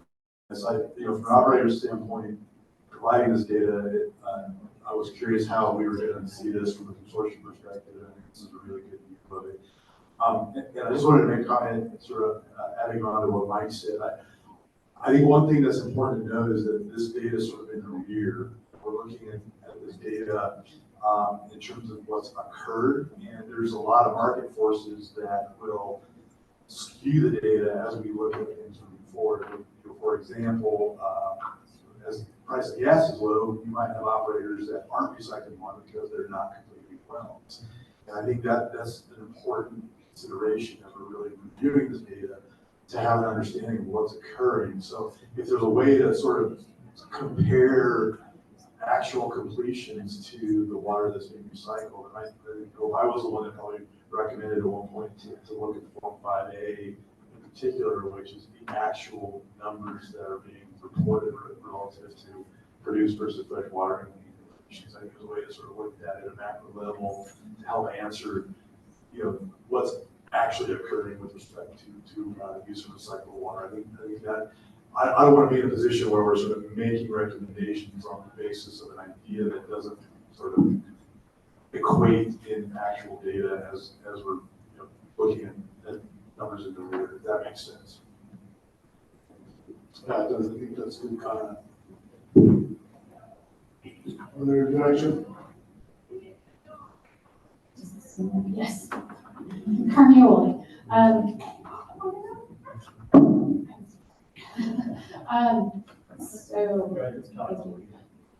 When it comes to just the discussion on water in general, I like what Tessa was saying. I think it would be good to have a broader background on water use, water rights in Colorado in general, and then also outline it with freshwater use and recycled water use as well. That really informs, the trends of what's happening. I know, particularly in the Keon's Basin, since we've been collecting data, regarding endangered riverfish, we've looked at, how much water is used for dust abatement, how much water is used for drilling, for completions, for abandonment, plug and abandonment. So there's different phases of oil and gas development, and some recycled water, some produced water, can easily be used, from coal methane wells. In some cases, that water meets standards that's safe for public and health, consumption. But in other areas, no, I would not apply it for dust abatement, or it would require a lot of treatment. So just understanding, I guess, the different areas, and then also broad overview of water is that would be great. Other thoughts or directions? I mean, I've got a couple of thoughts. And so I really, I do think additional basin-specific information is going to be important. And I say that for a number of different reasons. One is, I think the legislation does ask us to look at basin-specific stuff. And there's always this talk about emphasis on the DJ Basin, and that's fine. But I think it also asks us to look at the different basins holistically and really understand the volumes of water that are being utilized in the different basins and the volumes of produced water in the different basins. Because I think that paints a picture. It's an important picture for us to understand. And when we start looking at statewide numbers, in certain people's minds, it paints a different picture. That, there's produced water that's available that's, can be utilized for completion activities anywhere in the state. But what that picture doesn't paint is that it would require trans-mountain diversion from the Keon's Basin to the DJ Basin in order for that to happen. And so I think that having that basin-specific information, I think, is really important, and having that as part of this report so that we understand that. And I think Jeff's point is really important as well. As we look at completion activities and the water that's available for that, some of this depends on the volume of or the amount of new completion activities that are occurring, right? And so if there's only, I'll take this San Juan Basin, for example, or the Raton Basin, where not a lot of new activity is occurring there right now. There is some new activity that's occurring in the San Juan Basin, but very little that is happening in the Raton Basin in the community. And so while there may be a significant amount of produced water that's developed there, as of now, there's not a lot of new activity that's occurring there. And so I think that this just needs to paint that picture of what is actually happening out there. So for me, that would be really helpful in this report to have that clarity in there so that when you're reading that, you do understand that. And then I think the pie charts in well, Broomfield, Adams, or Elbert County, to some extent Washington County, and also paint a picture of the volume of new activity that's happening there versus the volume of produced water that may be available there. And I think that could be fleshed out a little bit as well, so that it's really understood where the produced water is, where the new activity is, and how these two things tie together. So I think it's a great crack at it. I'm not sure it really paints that picture very clearly for me. And so that was not to be a criticism, but just as a comment.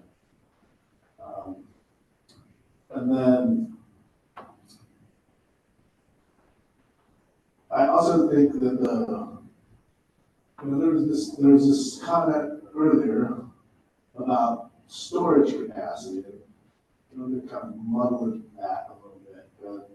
And I think it goes to Jeff's point a little bit is what is the storage capacity that might be available specific to produced water? And I'm not only talking about pits, I'm talking about general storage capacity. And that may tie better into the next deliverable than this one, but I'm trying to figure out how that ties in, because that picture I think ends up being really important for us to understand as well. So that, if there is not a lot of new activity happening, you can't indefinitely store produced water, or you can't store all the produced water that's developed in an area without utilizing it down home for some activities. So how did that come into this picture that we're trying to paint as far as what's happening out there and what's available as we start thinking towards future deliverables? I'm not sure how that ties in or how we can pull that data in, but we even have that data, but that's something that I've been thinking about. Yeah, Commissioner, you make some very valid points, and you brought up something I was just going to get to as well. A couple of things. We definitely need a section of this report to reflect on what are the limitations to produced water use and operations. Years ago, it was chemistry. There weren't chemistries available to work. We can work with any quality of produced water nowadays. We treat it minimally, get it to where it'll work with our additives, and it's fine. But as you talked about, it's where the produced water is versus where we need it at any given time. So we need infrastructure in place, and that's both in-ground infrastructure to move that water, but we're not going to build a pipeline to every single pad location just to deliver produced water for hydraulic fracturing, because that's just totally, there's no economics in that. So we need to figure out a way how we can get to a common delivery point and then use temporary lay flat hose for last mile transfer. And then we're going to have to figure out this volume, this impoundment, this surface impoundment storage. The average frac job nowadays typically consumes 80 to 120,000 barrels of water in a 24-hour period. So if that's the case, you need to have a large volume of water. You need a 500,000 or 750,000 barrel impoundment or larger to where you have that water available, because that's going to be consumed over a week's time or 2 weeks' time if you're only working on daylight hour operations. So that without those pieces in place, you simply cannot use the produced water as efficiently as you would like to do. Thanks, Rick. Appreciate you jumping in too. I don't mean to not remember to ask folks online if they have any comments. I just forget sometimes. So always feel free to jump in and say, hey, I have something to say. So start with me there first. All right, I think that's my comments. I'm also thinking of this question about how can we get specific about the water rights that are being utilized, and whether we can be specific about surface versus well water. It may or may not be possible, but it seems like a great data point to have. And then, this commercial and industrial, is it a mixed use or is it specific to commercial and industrial? I think that's also those are good questions. And if possible, it would be good to have this information, but that may or may not be possible based on the data.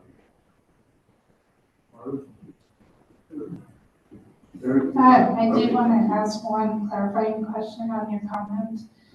Would you like us to connect with DWR to ask about that? I think so. And, you know, I know that Tracy wishes he was here and it's not here.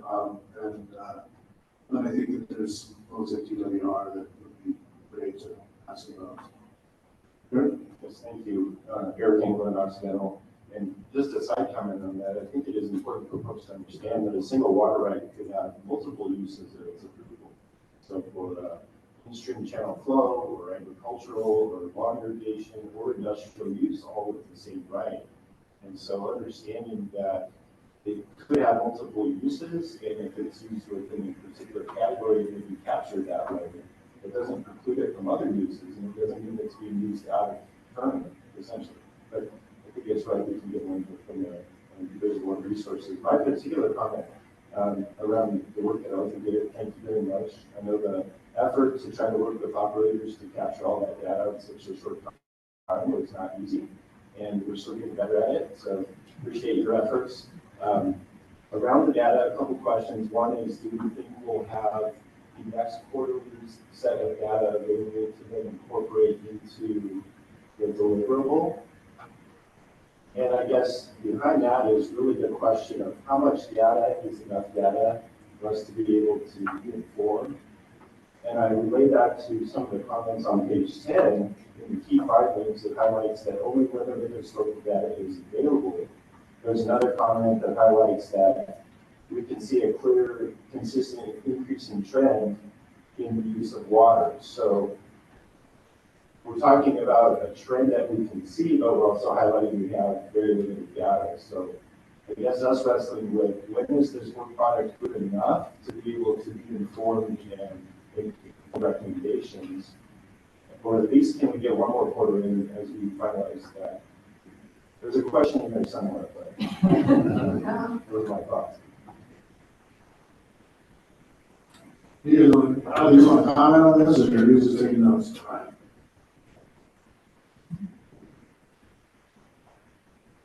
Yes, I think we could probably squeeze out one more quarter. We should have a quarter should end. So we should be able to include that.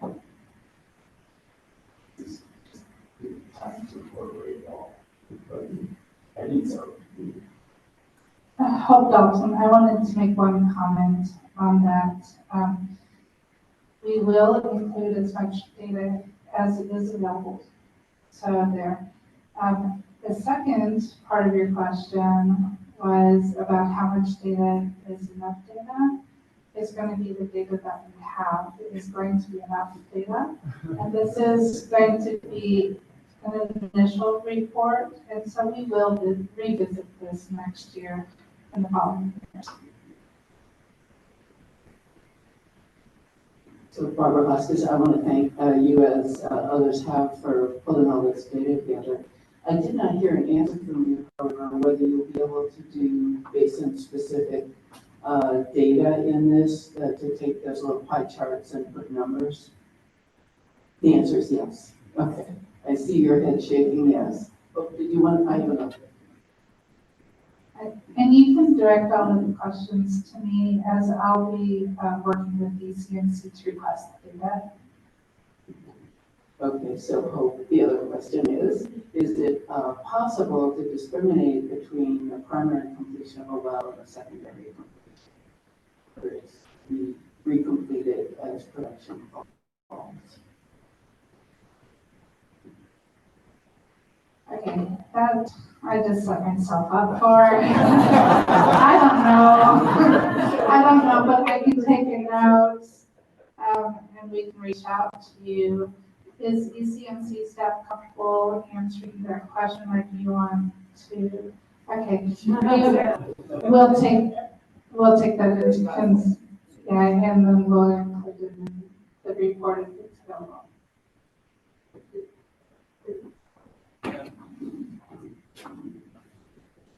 So just maybe some clarity on your question, though, just so that I make sure I understand it. What is the significance of primary completion versus secondary completion if we're just talking about how much water is being used or is available for use, et cetera, et cetera? So just so I understand when I'm digging in to try and find that. It's relative to question or comment Jeff made, you know, where as we see the fluctuation in market price for oil and gas, you see an increase or reduction in new well drilling and completion, but you may still see recompletion to get the most they can out of an existing well. And that's why I'm asking the question. The oil and gas report, it's a recompletion. The oil and gas. The oil and gas have to report if it's a recompletion. You would know if it's an existing well. But if they don't have to pull the permit to do it, then you won't know. But they're presenting. We do.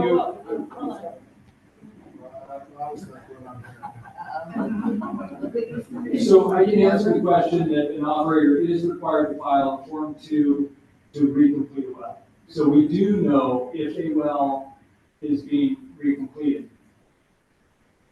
I don't know if we have a nexus in the database, Irene, between this well got recompleted and this water is being reported. Right, so that's going to have to jump through a lot of database hoops in order to have those two things together, I believe. Yeah, I know. I guess to sort of reference my point, Robert, this is Jeff Kerwin. I think, I'm not sure if there's a lot of significance to recompletion in what I was referring to. The point I was making is that whether it's a recompletion or a new completion, the market will dictate whether or not it's economic to complete a well. So the data can be skewed moving forward with respect to understanding how much water is being reused and recycled for completion activity. So that was really my only purpose in making that comment, is understanding. I think it's the report addresses that there's limitations in the data. I just want to ensure that as we're making recommendations, that we have an understanding of that. I think to your point, I think just knowing what number of wells are being completed, I think is probably going to answer the question. Digging into the volumes and all of that stuff, I don't know if there's much significance in that, because that would probably be a subset of what's already going to be reported with respect to what operators are reporting in their Form 7, 7W, and their 5-day. So I don't know if there's a lot of significance other than the knowledge of how many wells are actually being completed. Brandy Honeycutt with Water Quality. I think it would be interesting, I don't know if we need it in this report or just for information for future reference to understand more about the water sharing agreements, whether or not there's information on the volume of water that's going back and forth between operators on how those relationships work, because I feel as though in terms of maximizing efficiency with produced water reuse and the amount of fresh water being used, understanding these agreements and what kinds of opportunities lie within those agreements would be beneficial for us all.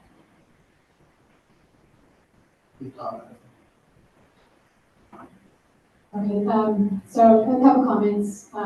Going back to water rates and beneficial uses. So as I mentioned earlier, I have heard from stakeholders about converting agricultural beneficial use to other uses. But as Eric noted, and I noted previously too, usually water rates, I shouldn't say usually, but water rates may have more than one beneficial use. So it would be good when there is reporting to note all the beneficial uses tied to the water rate. Like I said, so we can tease it out. But then I'm also aware that a lot of farmers, ranchers who have those agricultural water rates, they have agreements with municipalities and with industry, right, to use their water, for other uses. So when Division of Water Resources, I guess, provides that background, we're probably going to enter that gray realm of, how do we identify these uses and ensure that we see the reporting and the trends and all of that, because that is kind of an ongoing issue that I've seen. The other thing that I wanted to note is lay flat lines were noted earlier. I don't know if everybody is aware what lay flat line is. Some people refer to them as frac lines. They are simply pipelines that go to wherever the location has that water, usually the frac tanks or modular large volume tanks, like was said earlier. Just these large volumes of water have to be transferred between that location and wherever the wells are being developed. And so those are oftentimes temporary. They're just on the surface. And then once the wells are developed, completed, they are removed. But there are limitations to that as well. The terrain, right? You're dealing with different pressures, the volumes that are needed. And then also risk too, right? Because you're having to deal with pressures of those lines themselves. So I think, and Jeff, you may be able to speak to this. I think 2-3 miles is pretty typical, but 5, 6, 7, okay, you call it. Yeah, it starts to decline, I think above 5, but it's pretty incredible what some operators are capable of doing right now. I just wanted to inform you all of that. Thank you. Which would be a great topic for the next deliverable, which is the infrastructure necessary. And I think it's good. So, anyone else? Great, go ahead. Yeah, just in reference to the last comment, in other areas outside of Colorado, it's typical. Our standard line of thought is anywhere within 10 miles of a in-ground pipeline, we can safely and economically transfer water temporarily through surface lines, so up to 10 miles. Now, that is dependent on elevation change, right? If you have a significant elevation change, that becomes more challenging. But if not, then it's not, you just put more transfer pumps along the line. Thanks, Rick. Oh, do you have questions for the consortium?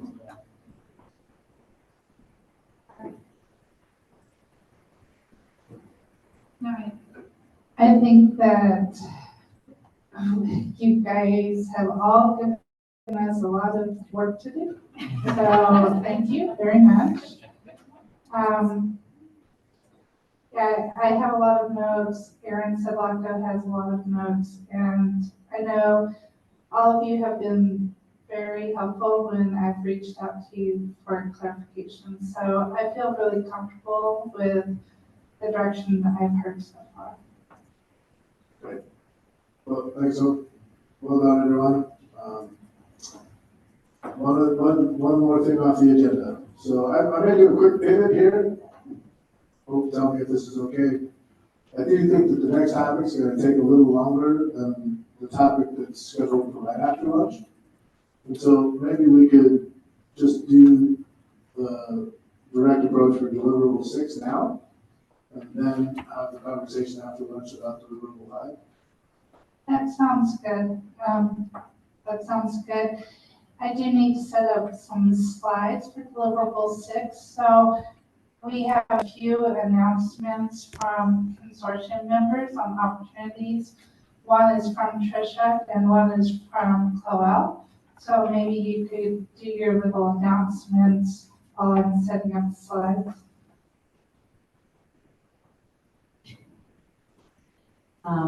This is Trish from EPA.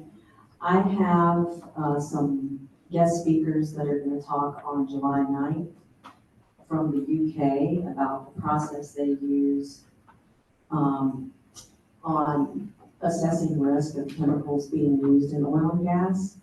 So I will send the invite out to everybody. I think it'll be a great discussion for upcoming discussions that we're going to have. And mine's just more of a notification for open rule law. The Health Effects Institute, the energy program, will be hosting a one-day workshop on produced water, and a handful of consortium members will be in attendance. So this is for research opportunities in Western states or use outside of the US. Is that enough? That's enough. Thank you. But you guys can come talk to me. August 6th. Thank you. Ready? I am ready. So fast. I'm ready. So deliverable 6, we're going to read it. I guess I'm in charge. Okay. This one is very short. Like, I've been reading these all the time. You guys have probably fallen asleep while I've read the legislative language. This is on or before September 1st, 2024, topics related to produced water. Okay, I'm asking you for the approach today. In July, I'll have a first draft, and in August, I'll have a final draft. This is a fantastic opportunity to strengthen and legitimize the draft strategic plan that we developed in October and November. So we're going to use the draft strategic plan to determine topics related to produced water. And then we're going to tie it into deliverable 7, which is our recommendations for the state of Colorado for the safe recycling and reuse of produced water report. I know that you guys love the 64-page reports, the 130-page reports. I know, woo, woo, yeah. I'm going to really shoot for 2 pages, and maybe I'll double that, okay? So as a reminder, the strategic plan, our strategic priorities were to implement legislative requirements. We are so close to having 3 out of 9 done. So we're doing great on that. We also have strategic priorities: education, communities, and environment, research, identifying regulatory and policy recommendations. And so that's really when I was saying this is initial view for 2024. This strategic priority is getting to when we revisit. Okay, this bunch of words is deliverable 7, where we're looking at environmental justice, legal issues, testing standards, research gaps, water sharing agreements, and infrastructure and storage. And I'm going to try to tie the strategic plan to these considerations. And so what you're seeing on the next set of slides is the strategic priority. What's in deliverable 7 and what strategic results relate to that. I've only listed the strategic results once. So for environmental justice, we need to engage communities, but you know that we're going to engage communities on a lot of the other topics as well. We're going to do proactive outreach to impacted communities, proactive engagement of local governments, tribes, and communities. And then we're going to recommend protections for the environment and communities for use, storage, and transport of produced water.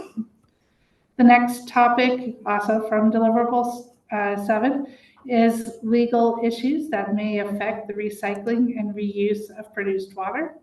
From the strategic plan that ties to strategic results E1 and E2, identify regulatory barriers that impede the goals of reducing freshwater use and increasing the recycling and reuse of produced water. We're also going to tie it to identify regulatory, legislative, and policy opportunities to support goals. There are 6 of these, so you're kind of seeing my 2 to 3 page report right here. So again, from deliverable 7, testing standards and procedures for both conventional and non-conventional oil and gas exploration and development. I've tied those to strategic results A9, C4, D2, and E4, where A9 is due July 1st, 2025. That's our last legislative report.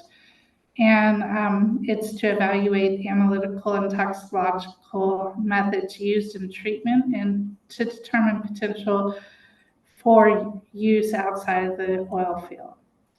C4 is identify and map points of imbalance and opportunities.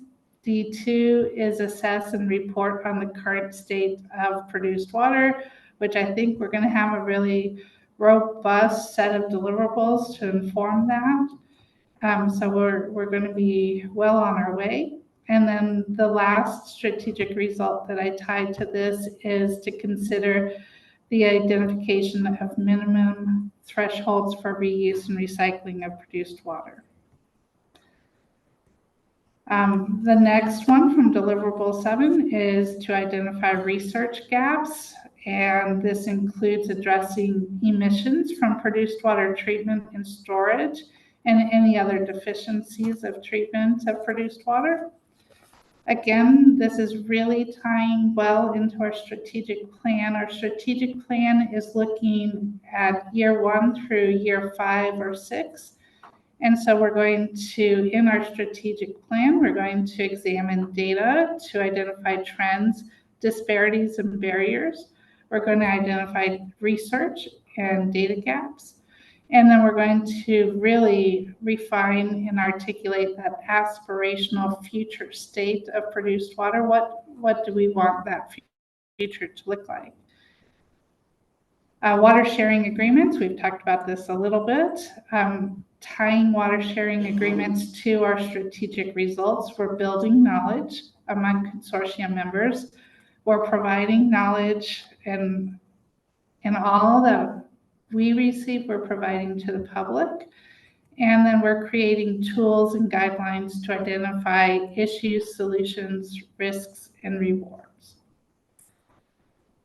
I think this is the final one. It's infrastructure and storage for produced water, reuse and recycling, specifically addressing new and existing pits. That is in deliverable 7.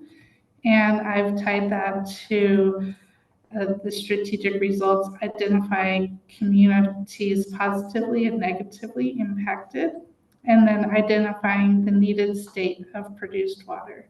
So I think if we tie all of our strategic priorities and strategic results to these priority topics that are in deliverable 7, that we really legitimize the strategic plan and we legitimize the work of the consortium beyond just the legislative deliverables that the last one will be due in July of 2025. So let's keep it short. Let's go to lunch. Any feedback? Thanks, Hope.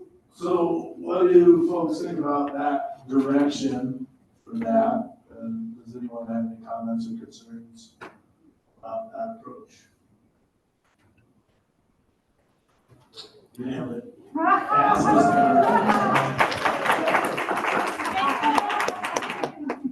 Great. So we'll take a half hour for lunch. It's let's take 25 minutes for lunch and get back.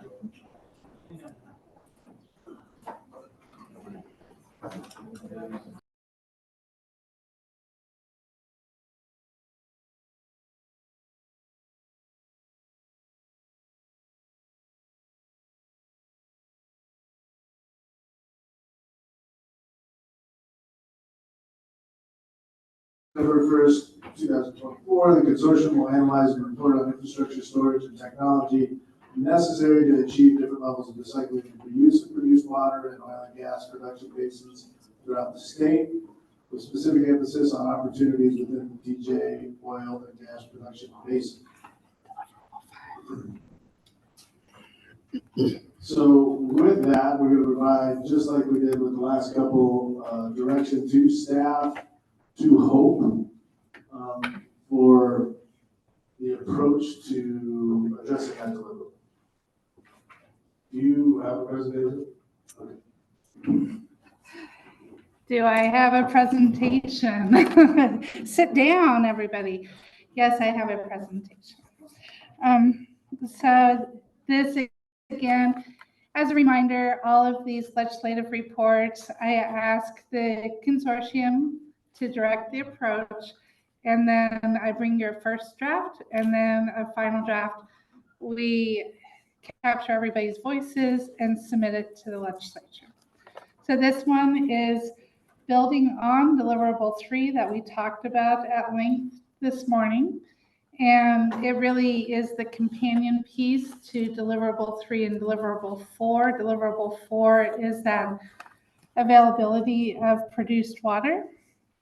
So I believe that Chair Messner did read this. No?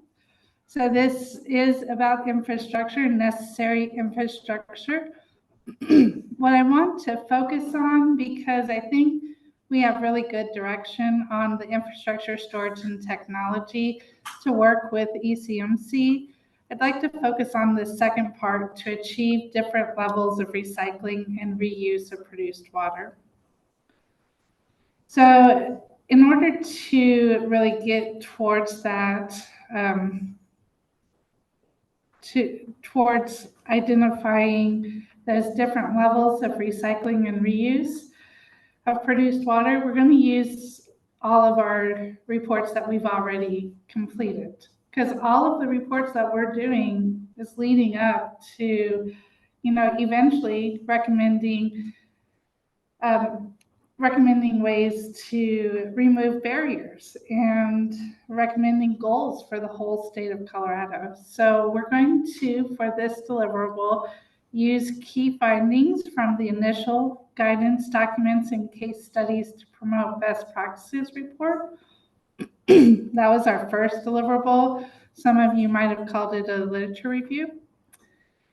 We'll use the recommendations from our second deliverable, which was recommending policy coordination.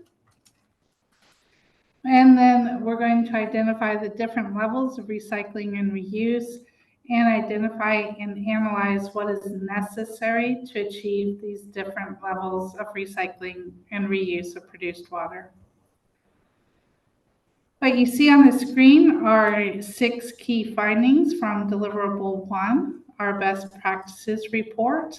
And what I want to highlight is key finding number 1, reuse of produced water in hydraulic fracturing operations is a common practice.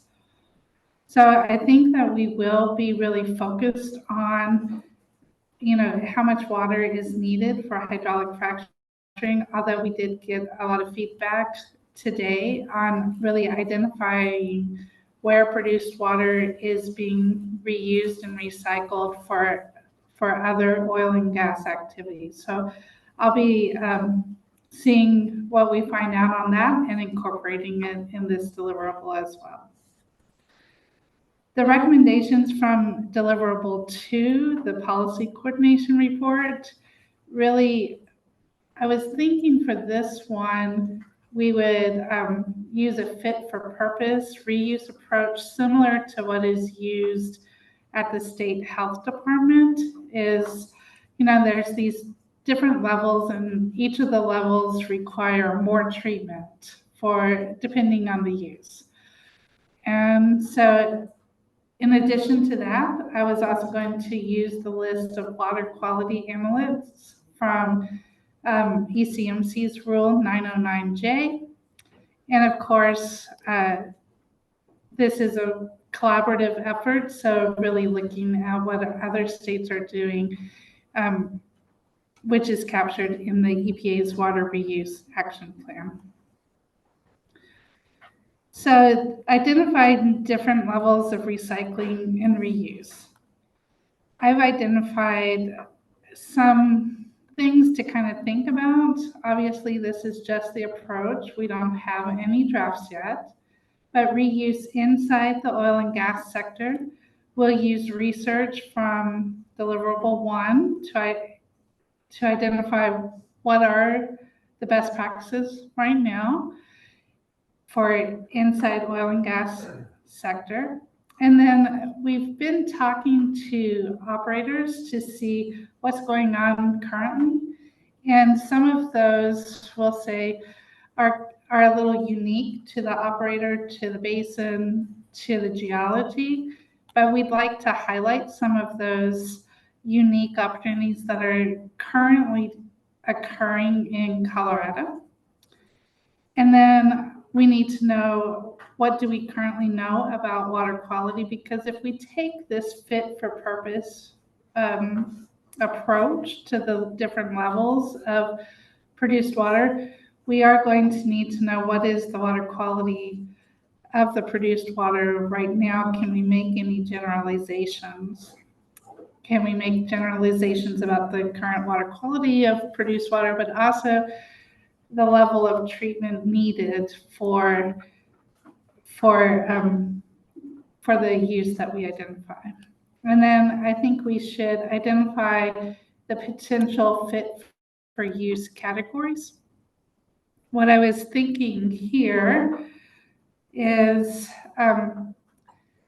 maybe, I'm not sure, but like a level 1 might be a highest treatment and the highest use. And then we'll have a level 2 and a level 3, and level 3 would be the lowest treatment and the lowest use. Like maybe it's restricted, the public can't access this produced water. But then we might even have a level 4 that would be more of like for pilot projects that we could study, maybe closed loop. That's kind of what I'm thinking right now. So what do we need as far as infrastructure, storage, and technology? I really think this is going to be identified in deliverable 3 that we talked about, the current state, and deliverable 4, which is the availability of produced water, which also kind of touches on what do we need to, as far as freshwater, what are the current freshwater uses that could potentially be replaced with produced water. The case studies from deliverable 1 would identify some of the technology as well as some of the methods to collect and analyze the data for evaluating that technology. And I'm not saying we're going to give all of the specifics, because that would be in one of our later deliverables, deliverable 9, but really just kind of laying out in general, it needs to be, produced water needs to be treated to a high level, but we don't define what that high level is. And then really looking at the opportunities specifically in the DJ Basin. So the expected outcomes of this report is infrastructure needs to consider ownership, timing, scalability, mobility, and economies of scale. I also heard today about pricing and whether pricing was going to drive future development or not.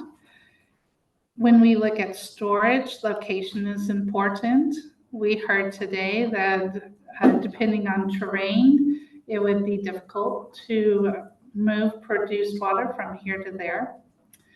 Technology, we're an innovative group and we love promoting innovative technology. So I don't want to limit to a certain technology that we know about today, but with every technology, we need to also consider public environmental health and safety, as well as wildlife protection. Because the legislation requires it, we will emphasize specific opportunities in the Denver Jewel Spur, in the DJ Basin. And we are looking to enhance freshwater sustainability. Let's use as little fresh water as possible in oil and gas. And when we reduce that freshwater usage in oil and gas, we are hoping to increase the use of produced water in oil and gas sector and support new development opportunities that benefit all of Colorado. And that's all I have today. I'd like to hand it back to Chair Messner to open it up for discussion. Thanks, so. So like the last two, this is designed to be a tool for consortium members to ultimately aid in continuing to make recommendations into the future. And so does this seem like a good approach to this particular topic? Cool. Cool, again, for that, I just want to call attention to sort of the order of operations with the deliverables. Deliverable 9 is thinking about this type. You know, do we even have analytical methods to assess if we should be using this? So I just want to caution against saying things like removing barriers to reuse, implying outfield reuse, before we have the tools to understand if that's going to be, you know, of concern to human health and environment. So I just want to put a flag out there to not go too far down that field of reuse outside of the oil field before we get particular technology or even just assessment tools in place. No, I think that's fair, particularly as we talk about infrastructure. I think ultimately the primary goal here would be recycling in the field as we look at infrastructure. So I think that's a good point.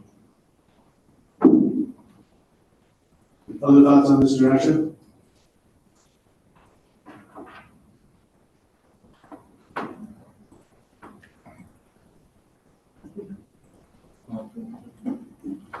So I'm glad with this group mindset. We have to be a little bit careful with the term fit for purpose, so fit for use. It's a beautiful concept. As engineers, what I think when we mention this term is a system that is very flexible, that can today produce this type of water, tomorrow another type of water. And if you now load on it the ability to treat to any water quality standard, the cost of system like that will always be the cost of treatment to the highest level.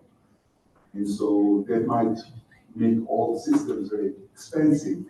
And so we will always have to have systems that treat to the lower level, and there are, if it's enough.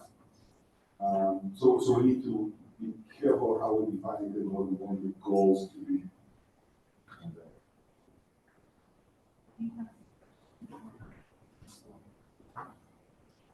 So under the DOE-funded National Alliance for Water Innovation NAWI, it's now in 2.0, so we just got a new funding opportunity. It's led by the National Labs. There are a few tools that are developed to do assessment of technologies, including in mining, oil and gas, and the power industry. And I think we can work with a group at NREL that develop these tools to do a lot of simulations and see what's the cost, what's the capability, what's the water quality that each of them will produce. And these tools are already developed. They are looking for cases, case studies.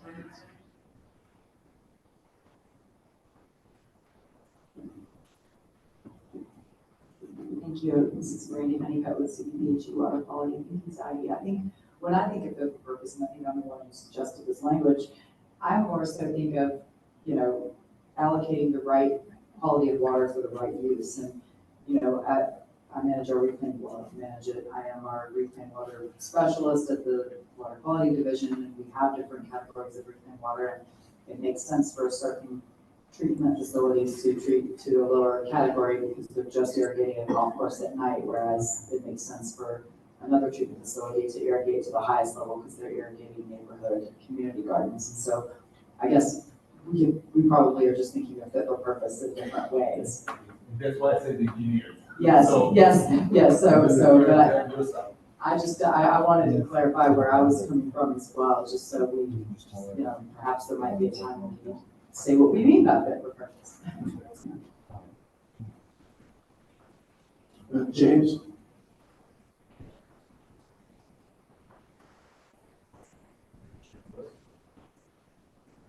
Hello? James Rosenbaum. So yeah, on this notion of fit for purpose, or just the different kind of tiers, Hope, you mentioned some thoughts for the reuse inside the field. Obviously, the lowest, cheapest quality water that can be used for reuse inside the field would be gold, reuse volume, but starting to overlap that with infrastructure. If there was a higher treatment that allowed you to store this water, is it treated in other materials like flat or that currently is used in poly, specifically DJ, just thinking about what those standards might be. Could you take treated produced water and store it in an open pit if it doesn't have VOC emissions above a level? Just thinking about maybe a tiered approach in this reuse inside the oil and gas sector, and obviously going to the extreme side for reuse outside, but focusing on that reuse inside the oil field, thinking about what that tier structure might be. It could be very simple. It's moved in poly pipe, it's stored in tanks and things of this nature. To the flip side of it, it's treated to a higher level that could be moved in these cheaper infrastructure type approaches, or stored in pits or lagoons that, because it doesn't have these VOC concerns, but theoretically a slightly lower TDS level. So just thinking about, in these bins, could that be broken out? And is there a water quality approach? I don't know if I'm making it too complex, but just these sort of thoughts that the field is the focus. Is there a tier there? Obviously outside the field, there definitely needs to be a tier. Just kind of throwing that out. I think it's a good point. Greg? Yeah, just echoing the last three speakers' comments and following up with what James just said, I agree that our first effort should be particularly to try to reuse as much produced water within oil and gas operations, because that's the low-hanging fruit. But within that, you have two different fit-for-purpose needs and qualities. We can take, and I'm going to focus on the DJ Basin, we can take produced water now and minimally treat it to remove a couple of the constituents and reuse it as is. But if we wanted to use that produced water to, say, produce cement, to cement pipe in the ground, we couldn't use the water as it is now. We are going to have to desalinate it. We are going to have to get the salt out of it, get it to a low TDS standard. So that would be two different just within oil and gas use, where we would have two different qualities of water that we would need. Irene Andrews, do we also want to consider what are other sources for water that we'd be using in the industry, like maybe from industry or maybe from agriculture or whatever, but use the fresh water by sourcing from other places as well? I mean, I think this is a good point. How does that tie into infrastructure, I guess? So you would be. When you're building the infrastructure, that way you can get in two directions. So you can both be a supplier and customer from that other source. Okay. Arnie?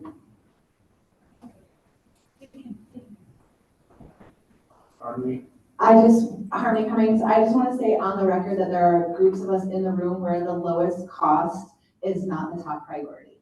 And that the safest water is absolutely the top priority, quantity of water, those sort of things. And I just need to say on that record that we need to see a significant increase in the amount of reuse before we're even talking about anything outside of the oil field. And that was incredibly crucial in the writing of this legislation.